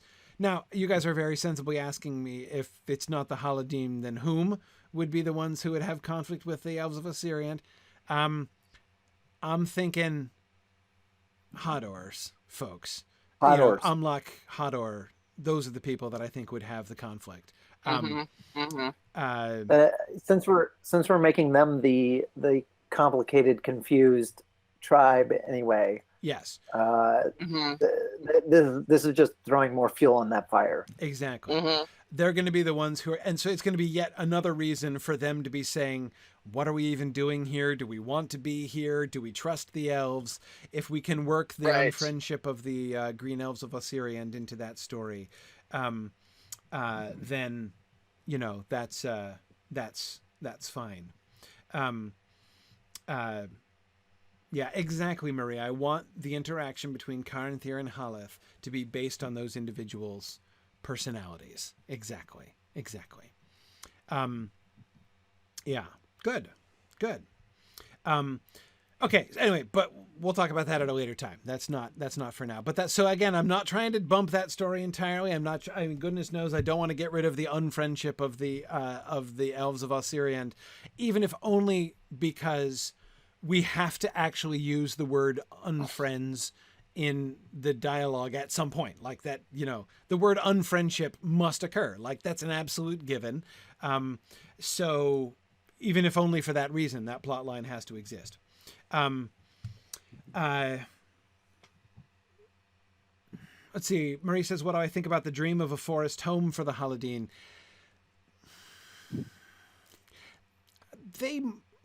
I don't know. They might prefer that. I mean, maybe. Sorry, I'm laughing at myself because I realized I was about to start unfolding a little plot line here for Haleth. And then I'm laughing at myself because I realized where I was borrowing the plot line from. I knew I was borrowing it from somewhere, but I didn't see immediately where I was borrowing it from. And where I was borrowing it from is Watership Down. That I was kind of also wanting to turn Haleth into Fiverr just a little bit, right? Oh, well, Hazel really more. But the idea of this place should not be our home. We are too vulnerable here. Like, no, I have a vision of a home for us, which will be secure and safe. And I shall lead you across the many dangers past the point where you think it's sensible for us to stop, until we get to the place which will be, the homeland of our destiny, which fulfills this. That's kind of what so not necessarily to make them therefore woodland people from the beginning, people who to make them farmers, make them, able to sort of, they're settling down and they're doing fine in Thargalion and they think this is going to be their land. We can even have a nice scene at the, in the opening sequence, right, with Haldar and before the orcs attack, where, poor Haldad is like, my children, someday this farm shall be yours, right? And we shall establish our lands as far as the, and then the fires start burning. But anyway, so it's after the orcs attack, right? When Haleth she's going to have the new vision for their people, right? And that's why the move, again, I don't want people just having geographical shifts for the sake of geographical shifts, right? There has to be the story behind that. And Haleth's story is, I want to find a place where we are safe. We are not exposed. We are neither exposed to the danger of wandering orcs, nor, at least yet, nor are we going to be indebted to anybody, right? To live under the shadow of no one, not to live under the shadow of the fear of the orcs, not to live under the shadow of the protection of the Eldar, right? And so for her to then say, you know what? Forget farming, right? I'm done with farming. Let us find a forest stronghold that we can make into our kingdom. Let us find a forest that no one else will dare to enter, and that we can, sort of rule on our own. Brian says, to what extent do the Haladin share Haleth's desires and vision, and to what extent do they just follow her because she is Haleth? Is there any challenge to her vision? Great questions. To what extent do they follow her just because she is Haleth? A large extent. She's pretty charismatic, I betcha. Absolutely she is. charismatic and forceful. Is there any challenge to her vision? Yeah, we're told that there's grumbling among the Haladin. They do it, right? They keep moving when she tells them to keep moving. But it requires all of her will to keep them going. So there will be some resistance, which means we're going to need another person. Oh, hang on. Before we get to, I'm like, sorry, apologies. Actually, let me go back to Nick's sheet here. Whoop. Okay. Hang on, Nick. I'm just looking here. Where do we get, there's Haldad. Okay. Hareth. We have one other named member of the Haladin here, and that's Hareth, her niece, right? Haldar's daughter, who is gonna get married to Galdor down the road, according to Nick's genealogy here. I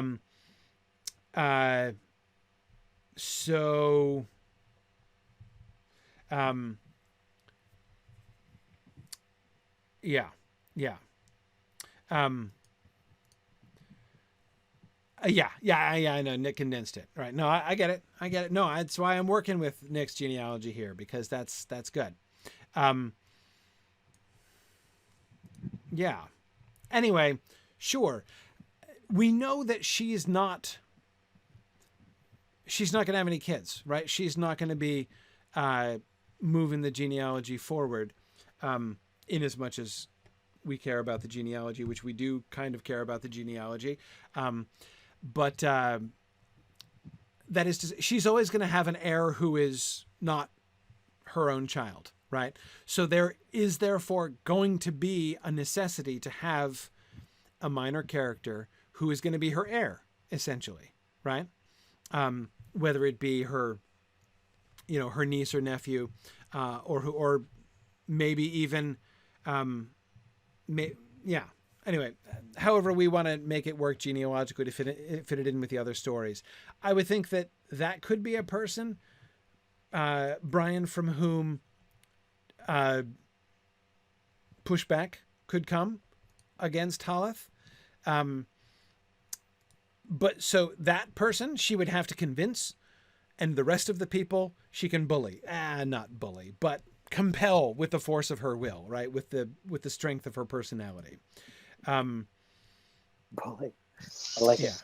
Well, I mean, again, flirting with the boundaries of bullying, right? I mean, Haleth is a strong character, and it's one of the things that I find really appealing about her character. She's an edgy character, right? Yeah. I mean, don't think.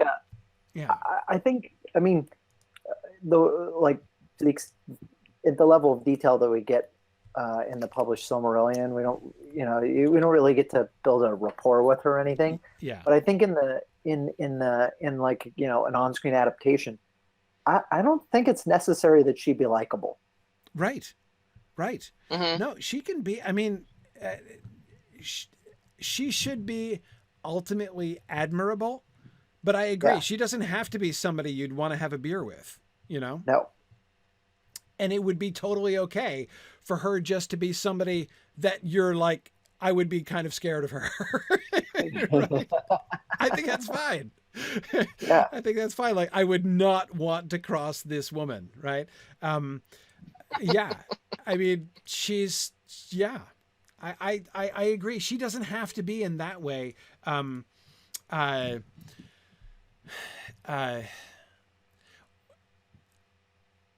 Admirable in every possible way, right? Like a perfect role model. She doesn't have to be a perfect role model, but just an interesting and admirable in many ways, right? And memorable character. And I think that's kind of cool. You're right, Marie. We do want the audience to cheer her on. We don't want her just to be like a jerk to people, right? That would be bad.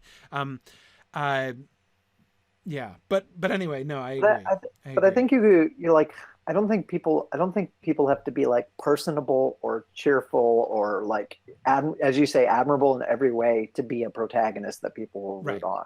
Right. Like, we just want people to root for her, and to be invested in like her succeeding. But I think you can achieve that and still have her be like, imposing and a little and even a little off-putting. Right, right. And one of the, I mean, we might as well make explicit one of the like little motifs that has been implicit in the whole characterization of Hollis' character is the gender dimension, right? I mean, Yeah. there is an obvious parallel between the way that she is, as a human leader, is trying to establish an independent place for humans in this world of elves. A parallel between that and the way that she is establishing herself as an authoritative woman in the midst of a generally male-dominated society, right? Hollis and her Amazonian guards, right? And she is going to be not like diplomacy isn't her main thing, right? She is going to be kind of in your face on both of those levels, right? She's not afraid that she might possibly offend Caranthir, right? She's just going to be like, no, thank you. She's not going to be afraid she's going to offend Thingol, right? Nor is she going to have any truck with any of the males in her own, among the Holodene who might object to, following the will of a woman or being bullied about by a woman at the end of the day, right? So I don't know. I mean, I think that it makes Hollis an interesting and fun character, and certainly somewhere between interesting and unique in Tolkien's world. We just don't get this kind of female character very often. And I think she'd be a lot of fun. I think you're right. I think you're spot on with that. Like, that is what's appealing about her, is there's like no other character like her, especially among the female characters in Tolkien. Like, she's just so completely different from Éowyn, from Arwen, from Luthien. Like, you just don't see any other character like. And I don't think she's not a very common archetype in literature and fiction, period. Mm-hmm. She's like Athena, in the classical Greek myths. Yeah. She's that archetype. Except all the rough edges, like that. Right. None of the smoothness, none of the sophistication. Yeah. Right. No, she's got the wisdom part. Not so maybe not so much, right. but exactly. Definitely the war. Toe to toe with the men, takes no guff. That kind of thing. I was thinking of, how few, like Boudica, I was thinking in real life, who do we have? Right. We have a few of those kinds of, women leaders. Yeah. But she leads by force of, not by right. It's not about like, I am the daughter of the king, voting. And so therefore, like, wait, sorry, what was that? No voting. No voting. Exactly. Yeah. Right. I don't care if you didn't vote for Hollis, right? It's not a question of voting her in. It's the question of avoiding a beating, right? Like, and believing in her, like, and being swept away by her charisma. Definitely. Yeah. No, I mean, I that is, and at the end of the day, she's also like the farm girl, I mean, she's a peasant. She's not a lord at all. There's nothing aristocratic about Hollis or her leadership with her people, right? She follows her people because she's competent and she has a vision and she has force of will.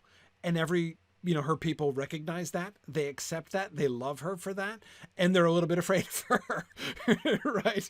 And nobody wants to be the one to step up and say, no, we think that Hollis, you're wrong and we shouldn't do this. Now, does she actually have a vision? In other words, how we've Turgon and his dream and all that stuff. I mean, is there something like that for her, or is it just simply more pragmatic? I think it's pragmatic. I think it's just, I don't think that she has an actual, so in that way, she's not like Fiverr, I suppose. She doesn't have an actual vision. She has a vision in a more like entrepreneurial sense, right? She's, Right. Right. She is much more of the much less of the archetype of the prophetic visionary and more of the archetype of like the self-made man, you know. Right. You know, she's The vision that she has is is her own vision. yes, Not one given exactly, to her. Yeah. exactly. Right. And she is going to set out. She is going to find it. You know. Yeah. Yeah. Yeah, Brian, exactly. She's not the traditional beautiful woman who also happens to be good in battle, like Eowyn is, right? Eowyn is still also, you know, I mean, I think Holith should probably not be very physically attractive. She certainly doesn't need to be. I'm not saying she should definitely be ugly, but I certainly do not think she needs to be. In fact, I would be a little bit hesitant to make Holith too attractive, honestly. Because again, it shouldn't be her appeal as a leader should have nothing to do with any of that kind of traditional concept of feminine power, you know? Here's a small question for you. Is she tall? Yes. I think right. so. So she can look the men in the eye, basically. Or I think so. We could go against type there and have her be small and spunky, but that might be, I think, maybe a step too far. You know, I don't think she necessarily needs to be like Brienne of Tarth to go back to Game of Thrones again. Like, I don't think she needs to be like taller than most men. You know, right? But have stature. Yes.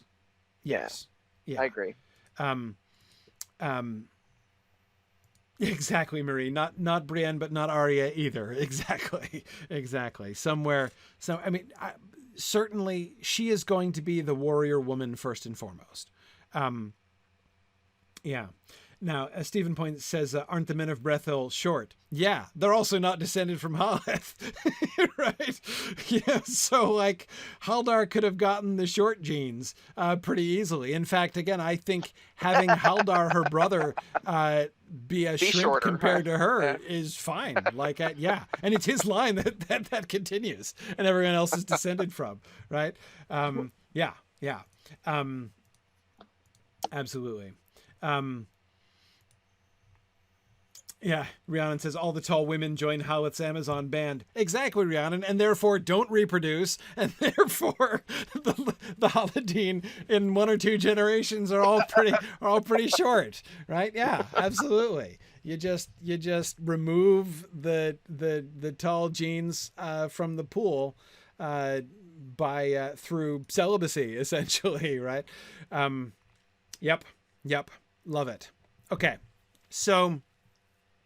Oh, and I wanted to acknowledge, I think it was Brian who was suggesting before, that Caranthir, that when Caranthir has his conversation with her, there should be a subtle, like not only a kind of I'm looking down at you because you're human, but also at least a subtle sexism in his approach to her as well, which, you know, she's going to have the antenna to detect that, right? And not be patronized to. Anyway, okay, so she leaves for both reasons, both because of the orcs and because of Caranthir, right? So they head from there, they head directly to the west and run into Doriath. And that is not go into Doriath, but run into Doriath like you run into a wall, right? And Doriath is shut to them. Dave, what's Holith's reaction when she comes to the borders of Doriath, this promising looking forest that she sees in the distance, and finds that the boundaries are shut to her by these other elves? How would we have Holith reacting to that?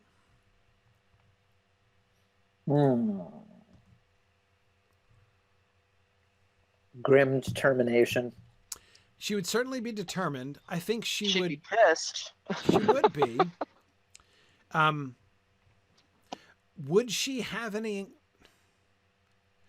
One of the interesting things, though, about Holith as well, one possible reaction that is like in a, in a different world, one could imagine a version of the story in which Holith responds by saying, okay, I'll give you two choices. You can either let us live on the edges of this forest by your own free will, or we can pry it out of your cold dead fingers, right? I mean, she could respond by saying, no, we're going to live here, right? And if you don't like it, we're going to have words, right?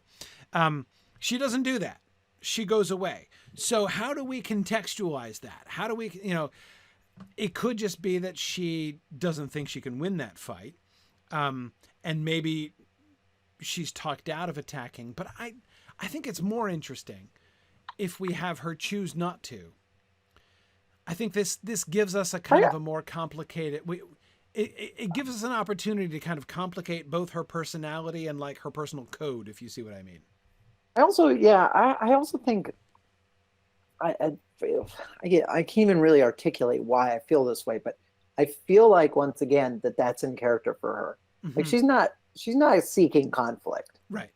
Right. And she's and I don't think she's the kind to go and try and take something from somebody else. Right. She's the kind to keep going. She's like, they arrive at this place, they discover someone's here that's shut against them. Okay, fine, we'll go over that way now. Right. Like, and I would think one of the driving things for her is though she's a warrior woman, she's still a woman. So there's a caregiver aspect to this. Yeah. She doesn't want to spill her people's blood. She wants to protect her people, right? So she doesn't want to risk a potential battle type confrontation, right? Yeah. Or anyone else's blood. She's right, or anybody else's blood. Yeah, I would think her maternal instinct as it is will be for her people. Yeah. We're not going to be depicting Holith as like going around like seated on a mound of the skulls of her enemies. She's not going to be going la la la like Xena. She won't be doing that. No. She's not going to be Xena or Conan, frankly, right? Yeah. I mean, like that's not. But I do think this drive that she'll have, I don't want to make it totally overt, but I could totally see that the maternal instinct, she still has a maternal instinct, but it's been turned toward her people. And that's she's going to provide all for of her her people. Decisions are, that's kind of the ground, base ground of her decision making is what's good for my people. How can I protect them? How can I care for them? Steward them, that kind of thing. But she is not going to forget that Thingol turned her away. Yeah. Right. That her people were denied what could have been a home in a stretch of woods that these elves do not appear to be using, right? She didn't see any houses, right? They're not using it at all. It's just there, right? But they won't let her in. And there is the issue, Rhiannon, as you point out, of Melian's magic as well. Either Holith herself or the rest of her people could be a little bit creeped out by the girdle of Melian as well, and want nothing to do with it. Very understandable. Yeah. Okay. So, and I think if you want to have a little bit of conflict or drama here, I think the drama would come in the form of like some of her people or one of her lieutenants or somebody, like basically her people getting like tired of this and being like, can't we just stop? Can we either it could be that person again, right? The person that was pushing back way back right. Yeah, it would be either, it may be both. Can we stop and ask for help? And the Holith is definitely I don't ask for directions. I don't ask for directions. Holith does not ask for directions. But also, like, there might also be someone who might think, like, hey, this looks like a pretty good place. We should see if we can take it. And Holith would also put it put a swift end to that as well. Right. I could easily imagine one of her feistier, like, Amazonian lieutenants, right, being like, we could take those chumps, right? Let's just take it for ourselves. And her being like, no, it's not worth it. We don't want to. Besides which, we wouldn't be safe here, right? Because then we would be making these elves our enemies and they'd be coming after us and we'd be looking over our shoulders the whole time, And that's the best argument right there, too. I mean, Right, exactly. Yeah, I think that's true. And I think that also would be in character for her, which is like, like she wouldn't be the kind to give a moralizing speech about how it wouldn't be right to try and take the elves' land. It'd be more. We don't want to make enemies. Yeah, we don't want to make enemies. Yeah, Right. yeah. Okay, so they go. So she leads them to the north, and they come to Nan Dungortheb, and now is when a bunch of people really want to turn back because this looks like bad news. Like clearly, this is not the path to the home that we have in Haleth. This is where Haleth lays it on the line, right? And Haleth is like, follow me, and I will lead us to a home that we can find. Like she would have to make a speech, right? We'd have to get a Haleth speech here about how that they've been denied everywhere they've wanted to live, right? The orcs denied them. Caranthir tried to take them into, but he didn't call it bondage, but it was a kind of bondage, right? The elves here in the forest, these other elves, have denied them the opportunity to live there either. They have no other option. They have to move forward. And if there's danger in their way, then that danger has to be faced and overcome as a way to get them, because there's no other way to go. This is kind of their Helcaraxa, huh? In a sense, yeah. Hakan says, why don't they go back and leave Belaria? And no idea, Hakan. Really good question. I don't know. Why do we think Haleth would have to have a reason? Why not just pack it in and say, let's go back across the mountains? Right.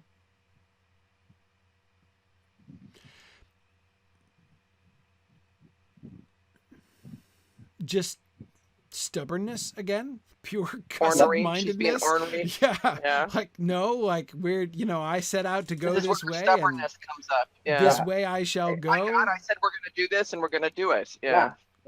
I feel like because for her it would be a failure. Once we've established the pattern of her doing this, no explanation will be necessary. Right.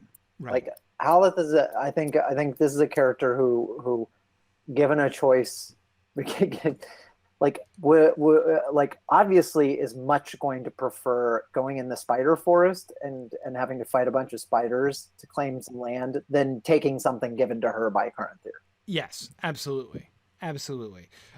Especially given to her with obvious to her strings attached.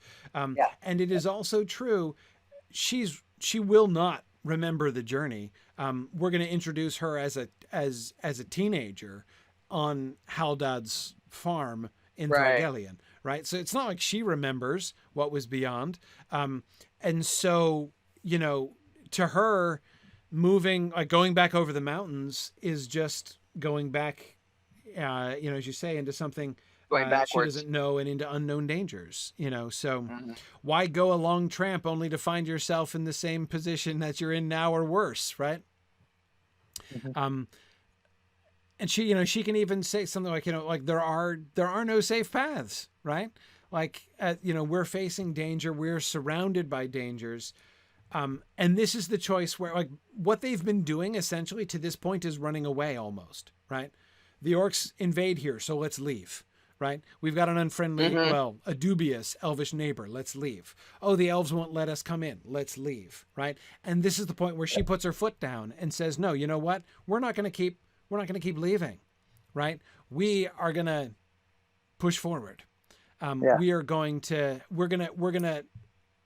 to stop taking no from an answer for an answer. And we're going to push through not because we want to live in Nan Dungortheb, right? We don't, she's not saying they would like to build a summer home there, but she is saying that we can get through this to the other side. Yes, Brian says we will not be given a home. We will make one. We have to make one for ourselves. Yes. By the way, another thing this discussion makes me think of is there's a little bit of that Boromir attitude in her. What fairer road would you prefer? A plain road, though it led through a hedge of swords, right? Right. That's definitely a Haleth to a T. Right.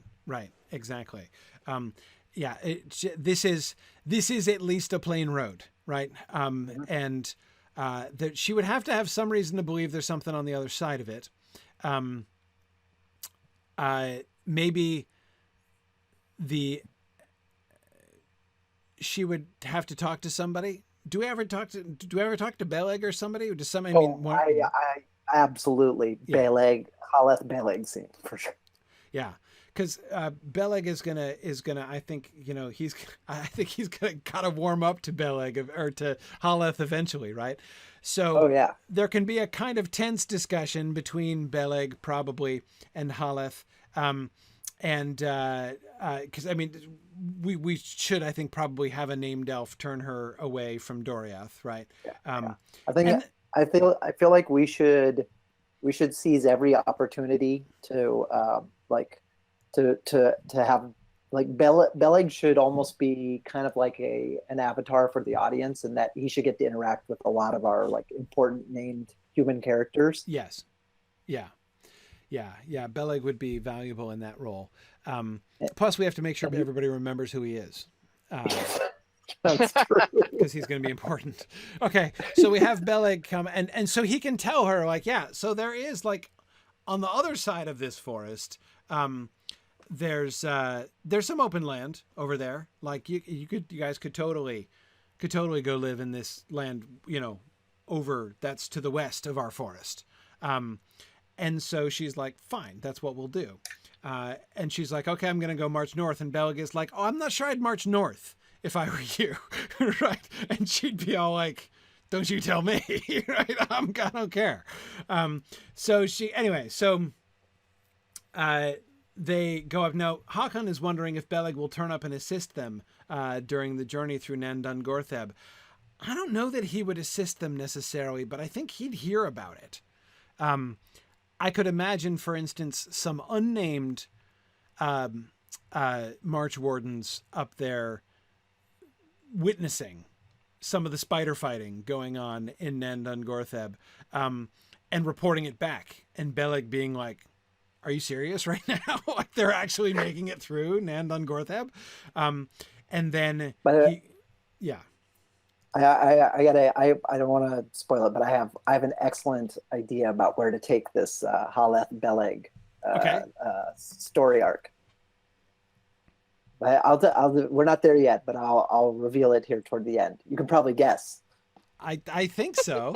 I think so. Well, okay. So anyway, so she makes it through, impressing at least Beleg, right? And possibly others of the elves of Doriath, though not Thingol, right? With her trip through Nandan Gortheb. And so she gets there. She now, so they come out now, right? And they're coming down, they turn south around the other side of Doriath. And she's like, okay, here we are on the western side. And she goes over to the forest of Brethil. And she's like, okay, this is it. This is it, right? Now, Thingol is going to send Beleg to her again and be like, this is awkward, right? Technically, this is outside the girdle, and so, like, this might look like it's not part of our kingdom, but actually it kind of is still part of our kingdom, right? And here, Haleth is going to draw the line, right? Haleth is gonna say, yeah, no, like I don't care. I don't care. We're living here. Yeah, right? We earned this. No one gave this to us. Right. This is not like, because she will say, like, you can say your boundary comes to here, but you've established your boundary with your magic girdle thing, right? That's your boundary. That's clearly where, and fine, we won't try to come into your magic forest, right? This is not part of your magic forest. We're going to live here. Here is where we're going to have her meet Tevildo, though. And is that the direction you were thinking, Dave? Yep. Here's my proposal. Here's my proposal. Okay. So we're going to have Finrod negotiate a deal. How about Thingol once again sending a person he doesn't particularly care for on what he believes to be a hopeless mission. Oh, nice. oh, that's kind of cool. Sure, that's kind of cool. Sure, you can have this land. Go kill Tevildo. Right. And Beleg Beleg is the messenger sent to send this, and he decides to go with her and help her. Here's what I'm thinking there. So Holith is not going to, I don't think she's gonna, okay, here, so I like that scenario, Dave, but I'm trying to imagine the correct Holith response to that ultimatum by Thingol, right? I think that her response, so Tevildo should come. So here's, even before Thingol would say anything about Tevildo, I think they should encounter Tevildo. I think that Tevildo should. So I think I don't know whether we want to actually have an Angband scene, a Sauron scene in the middle here where Tevildo gets sent or something. I can certainly imagine that. I mean, Sauron would have learned of the whole Nandun Gortheb thing, right? And they're fighting their way through the spiders. And he could send Tevildo and his cats into the forest of Brethil in order to harry and ultimately, hopefully, assassinate Holith, as Sauron possibly views her as potentially dangerous. So he could send Tevildo after them. So here they are set up in this forest, and now there are these giant cats around, right? So I could imagine there would be some of the Paladin who would be like, oh, I guess this place isn't safe either. Giant carnivorous cats chasing after us. Guess we're packing up and moving again, right? And Holith would be like, oh, heck no, right? Not this time, people. This time we're settling. So then Thingol comes and says, slay this cat. And she can do, again, almost like she did to Caranthir. She's like, look, as Nick says, Holith doesn't do fetch quests, right? No, she doesn't. But what she would be like, she's like, so you're telling me if I defend my own territory from the enemy that is attacking my people, then you'll let me live here? How useless is that? And how pointless are you? Right? And it's almost like with Caranthir, with the like, where are Haldad and Haldar speech that she gives. But of course I'm going to defend my people. So she decides she's done running. So she and her Amazonian warriors go hunting Tevildo in the woods when he is hunting her. So he lays an ambush for her, and she slays him instead. And comes back and presents Beleg, not presents him with the pelt of Tevildo in the sense of giving it to, she's not going to give it to him, right? But she'll show it to him, kind of like Beorn showed the warg pelt and orc and goblin head to Thorin and company outside his house. You don't like my idea of Beleg goes along. Well, we could do that despite himself. I would want to be careful though to make sure that we don't diminish Holith's achievement is the main thing. Margaret says she should show up wearing Tevildo's hide. I love that idea. Yeah, I see your point. That's a good point. We just want to make sure she doesn't need Beleg's help. Well, I'm kind of wondering if there's an opportunity for but I also like the idea. I like the idea of there being part of her arc, because what we've been talking about is that she's not exact. She's not going to be Eowyn, who's going to be running around charming the hearts of all, stealing the hearts of all the elves at court and stuff. Right. But I kind of like the idea of Beleg being sort of a stand-in for the audience, that by the end of her this particular part of her story arc, at least by the end of this, Beleg, despite himself, is just loves not romantic loves, but loves this woman. He just despite himself is just man, you just can't help but she just doesn't stop. Yeah, no, so I think I kind of like the her winning Beleg's admiration definitely should happen. So I like the idea, but and I'm thinking okay, sure, maybe she shows up wearing the pelt and he's like, wow, good job, great. That's one way to do it, but I don't think that's especially effective. But what might be effective would be maybe there can be one moment during her kind of the battle with the cat people, or the quest to kill Tevildo or whatever, maybe there's going to be the one moment where she gets in a little over her head is in trouble, and then out of nowhere an arrow hits the cat that's sneaking up on her about to kill her, and it's like Beleg just showed up and was like, I had to come, like I just couldn't, like despite myself I had to come and see you in action and help you. And then she goes on and like challenges Tevildo and kills him by herself. But like just having one moment in the actual action where Beleg actually intervenes on her behalf and helps her would really make it very like that more effectively than anything else would demonstrate like that this is a guy who went from being kind of like dismissive and maybe hostile at the beginning to being like personally invested in her success. And especially if I would agree with that, if we could have him choose to let her fight Tevildo on her own. Like he respects her independence and that she doesn't want his help. Right. Right. Actually maybe he helps her out earlier in the battle or somewhere and she gets pissed off. I can imagine her getting pissed off at that. So then in the battle with Tevildo, she's like, stay out of this. Right. I'm kind of seeing like obviously they won't have as much time on the screen as Gimli and Legolas, but I sort of see a potentially a similar dynamic of like kind of a back and forth a little bit. Where certainly he will be, and in this way, Beleg's role in her story becomes a kind of a counterpart to Caranthir, right? But for both of them, she earns their respect and admiration, but there will be a very significant difference in their attitudes towards her, right? Whereas Caranthir comes to respect that she is able to handle herself and thinks maybe they're not completely useless, but he doesn't like understand her and like respect her convictions, right? Like doesn't care what she wants out of life.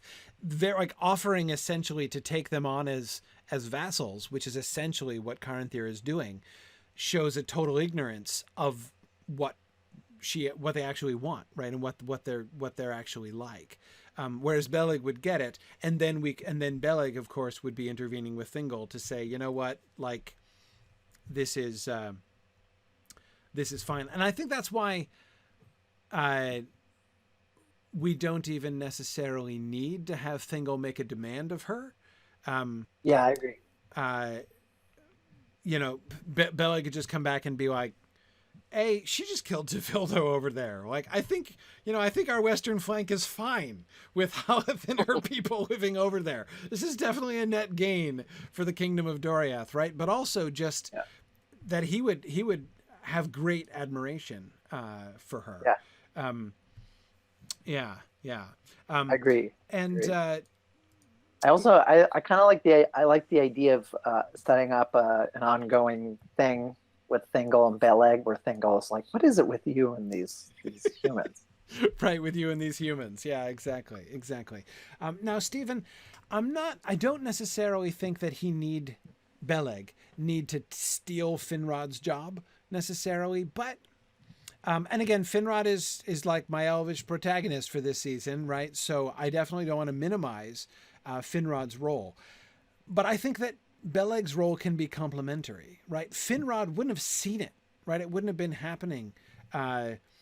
He wouldn't have been on the spot necessarily in the same way. We could also make Beleg and Finrod working together there, but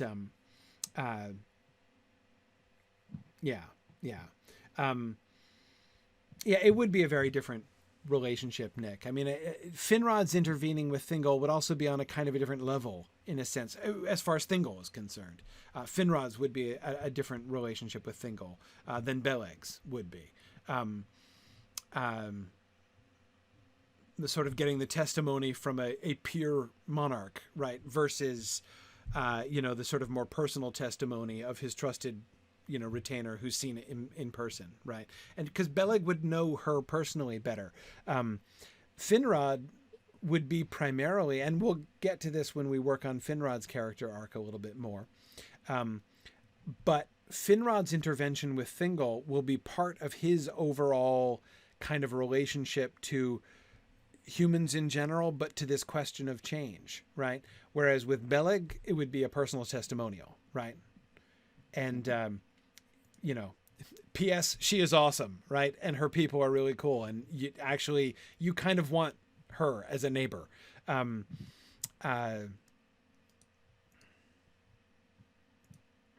Yeah. Yeah, Nick says Finrod is asking for a favor. Beleg is making a recommendation. Yeah, exactly. Okay.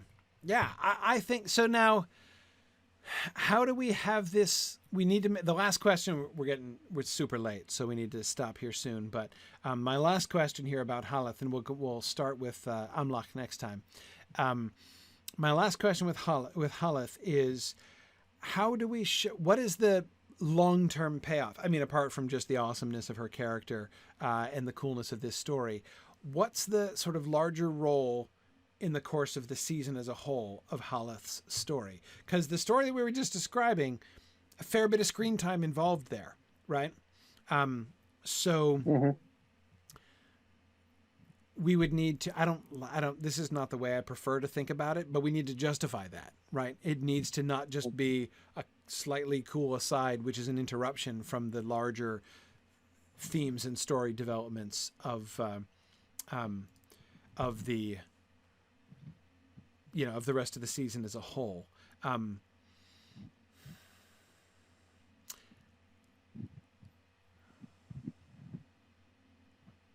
We can play the Haladin perspective off of some of the Elvish perspectives in the debates about what to do vis-a-vis Morgoth.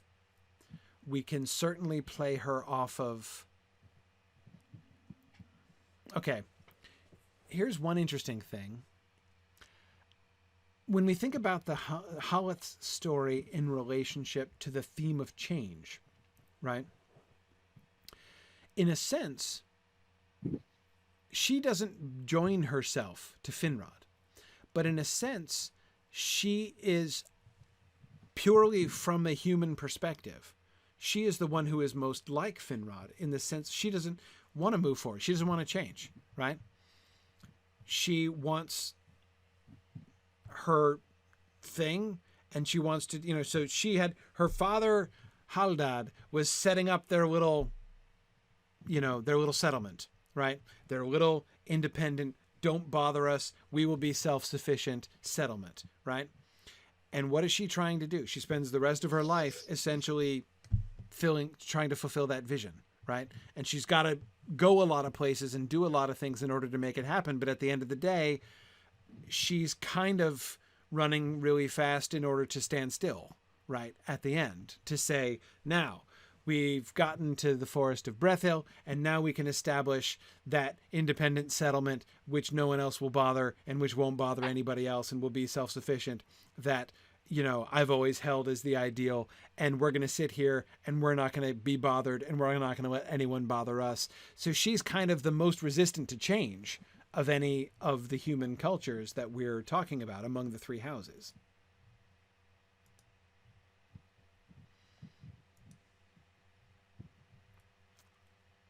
And yeah, Marie says that Haleth proves that men are not elves' servants sent to help in their war. Yeah. I would think that chronologically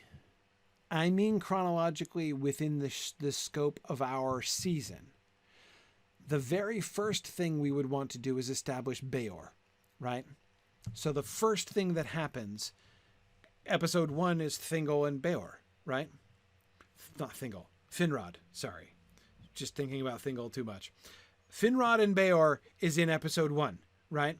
So Beor being brought in and his house being made into, the blessed vassals of Finrod is the very first thing that we see happening with the men, right? Haleth would then be the counterpoint to that, which does show, Marie, as you say, this is not just what men are for, right? It gives us another voice. We have Beor's voice saying, yes, my lord, I am happy to serve, right? And then we get Haleth's voice saying, not so much, right? We are our own people and we're going to live on our own terms. And that would then set us up for doing the House of Hador, which starts more like Haleth's people and shifts in different grounds over, so that we establish, we make it almost like a, Goldilocks situation, right? So yeah, if the story of Haleth, if the main thrust of the story of Haleth is second chronologically, essentially, within the season, after the establishment of the Beor establishes the kind of blessed vassal baseline, right, for human things. But of course, it is going to extend over several episodes, the Haleth story, I would think. So we will be able to use it to... Yeah, Nick, I was also certainly thinking that Finrod's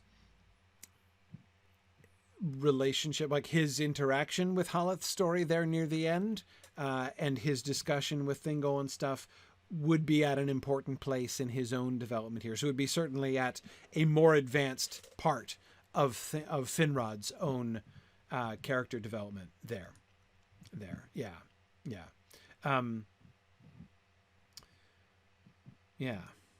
Okay, good. Am I okay with Haleth being dead by the midpoint of the season? Yep, absolutely. Yep. She's totally a first half of the season person, and I don't even know that we need any of the Haladin. I mean, apart from Hurin and Huor's mom, who needs to be around. Yeah. This is kind of their high point. Yeah. Haleth is the high point. It's all downhill for the Haladin after Haleth, no question. I've forgotten about that. I skimmed the summary on Tolkien Gateway. I'm like, not a lot of great stuff happens with them. Nope. I mean, the only time they're going to get significant screen time again is going to be when Turin lives there. Exactly. Yeah. As Marie points out, we end up with Brondir the Lame. That's exactly it. So, okay, good. So that can totally be completely resolved in the first half, so that the House of Hador primarily comes into focus during this second half. Like that can be the drama of like the change of heart of the House of Hador can be the central sort of human drama of the second half, I think. Okay. Cool. All right. Well, so we were going to talk about Amlach, but we don't have time to talk about Amlach. We'll do Amlach next time. So we'll think about Amlach and we'll move into the House of Hador. We need to do some sorting with the genealogies there a little bit as well, I think. And there's some more Beor stories that we didn't really get to either. So we need to talk about, maybe actually after, with Amlach, we should be figuring out the Beor story as well, and then shift to sort of the kind of later movement in the House of Hador to get the shape for that. So that's all next time, which is Thursday, June 4th at 10 p.m. Eastern time. June. How did we get to June? I just blinked. Yeah. And it's June. It'll be June. Oh my gosh. May did go pretty quickly. Actually, Marie, let's do Beor, then Amlach, then Hador. That makes sense to me. That's a good idea. Yeah, since Beor is going to be at the beginning, then that way we can be thinking of how the Beor and Haleth stories can kind of dovetail. I think that's fair. Have a whole episode about Haleth and then have one episode about three guys. Exactly. I think that's the pretty right much kind of ratio. That's Haleth would approve. Absolutely. Okay, very good. Thanks, everybody, for joining me. And I will say, as always, thanks for listening and Godspeed. Okay. Dun, dun. Thanks, everybody. That was good. You happy, Dave? I am. Great character. Great character. I agree. Lots of fun. Awesome. Thanks, everybody, for joining us. Thanks. Fun discussion Thanks for all the work today. y'all are doing. You guys are doing great. Absolutely. Yeah. Would not be able to do this without you guys. So let's,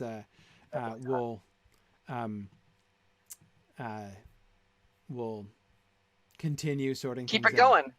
keep this engine running. 2 That's weeks. right. Fortnite. Off we go. All right. See Bye. you guys later. Bye now. Although the theoretical budget of our hypothetical blockbuster may be unlimited, the production budgets of this and the rest of our fun alternative educational projects are unfortunately not. If you have enjoyed joining our production team, please consider donating at signumuniversity.org/fund.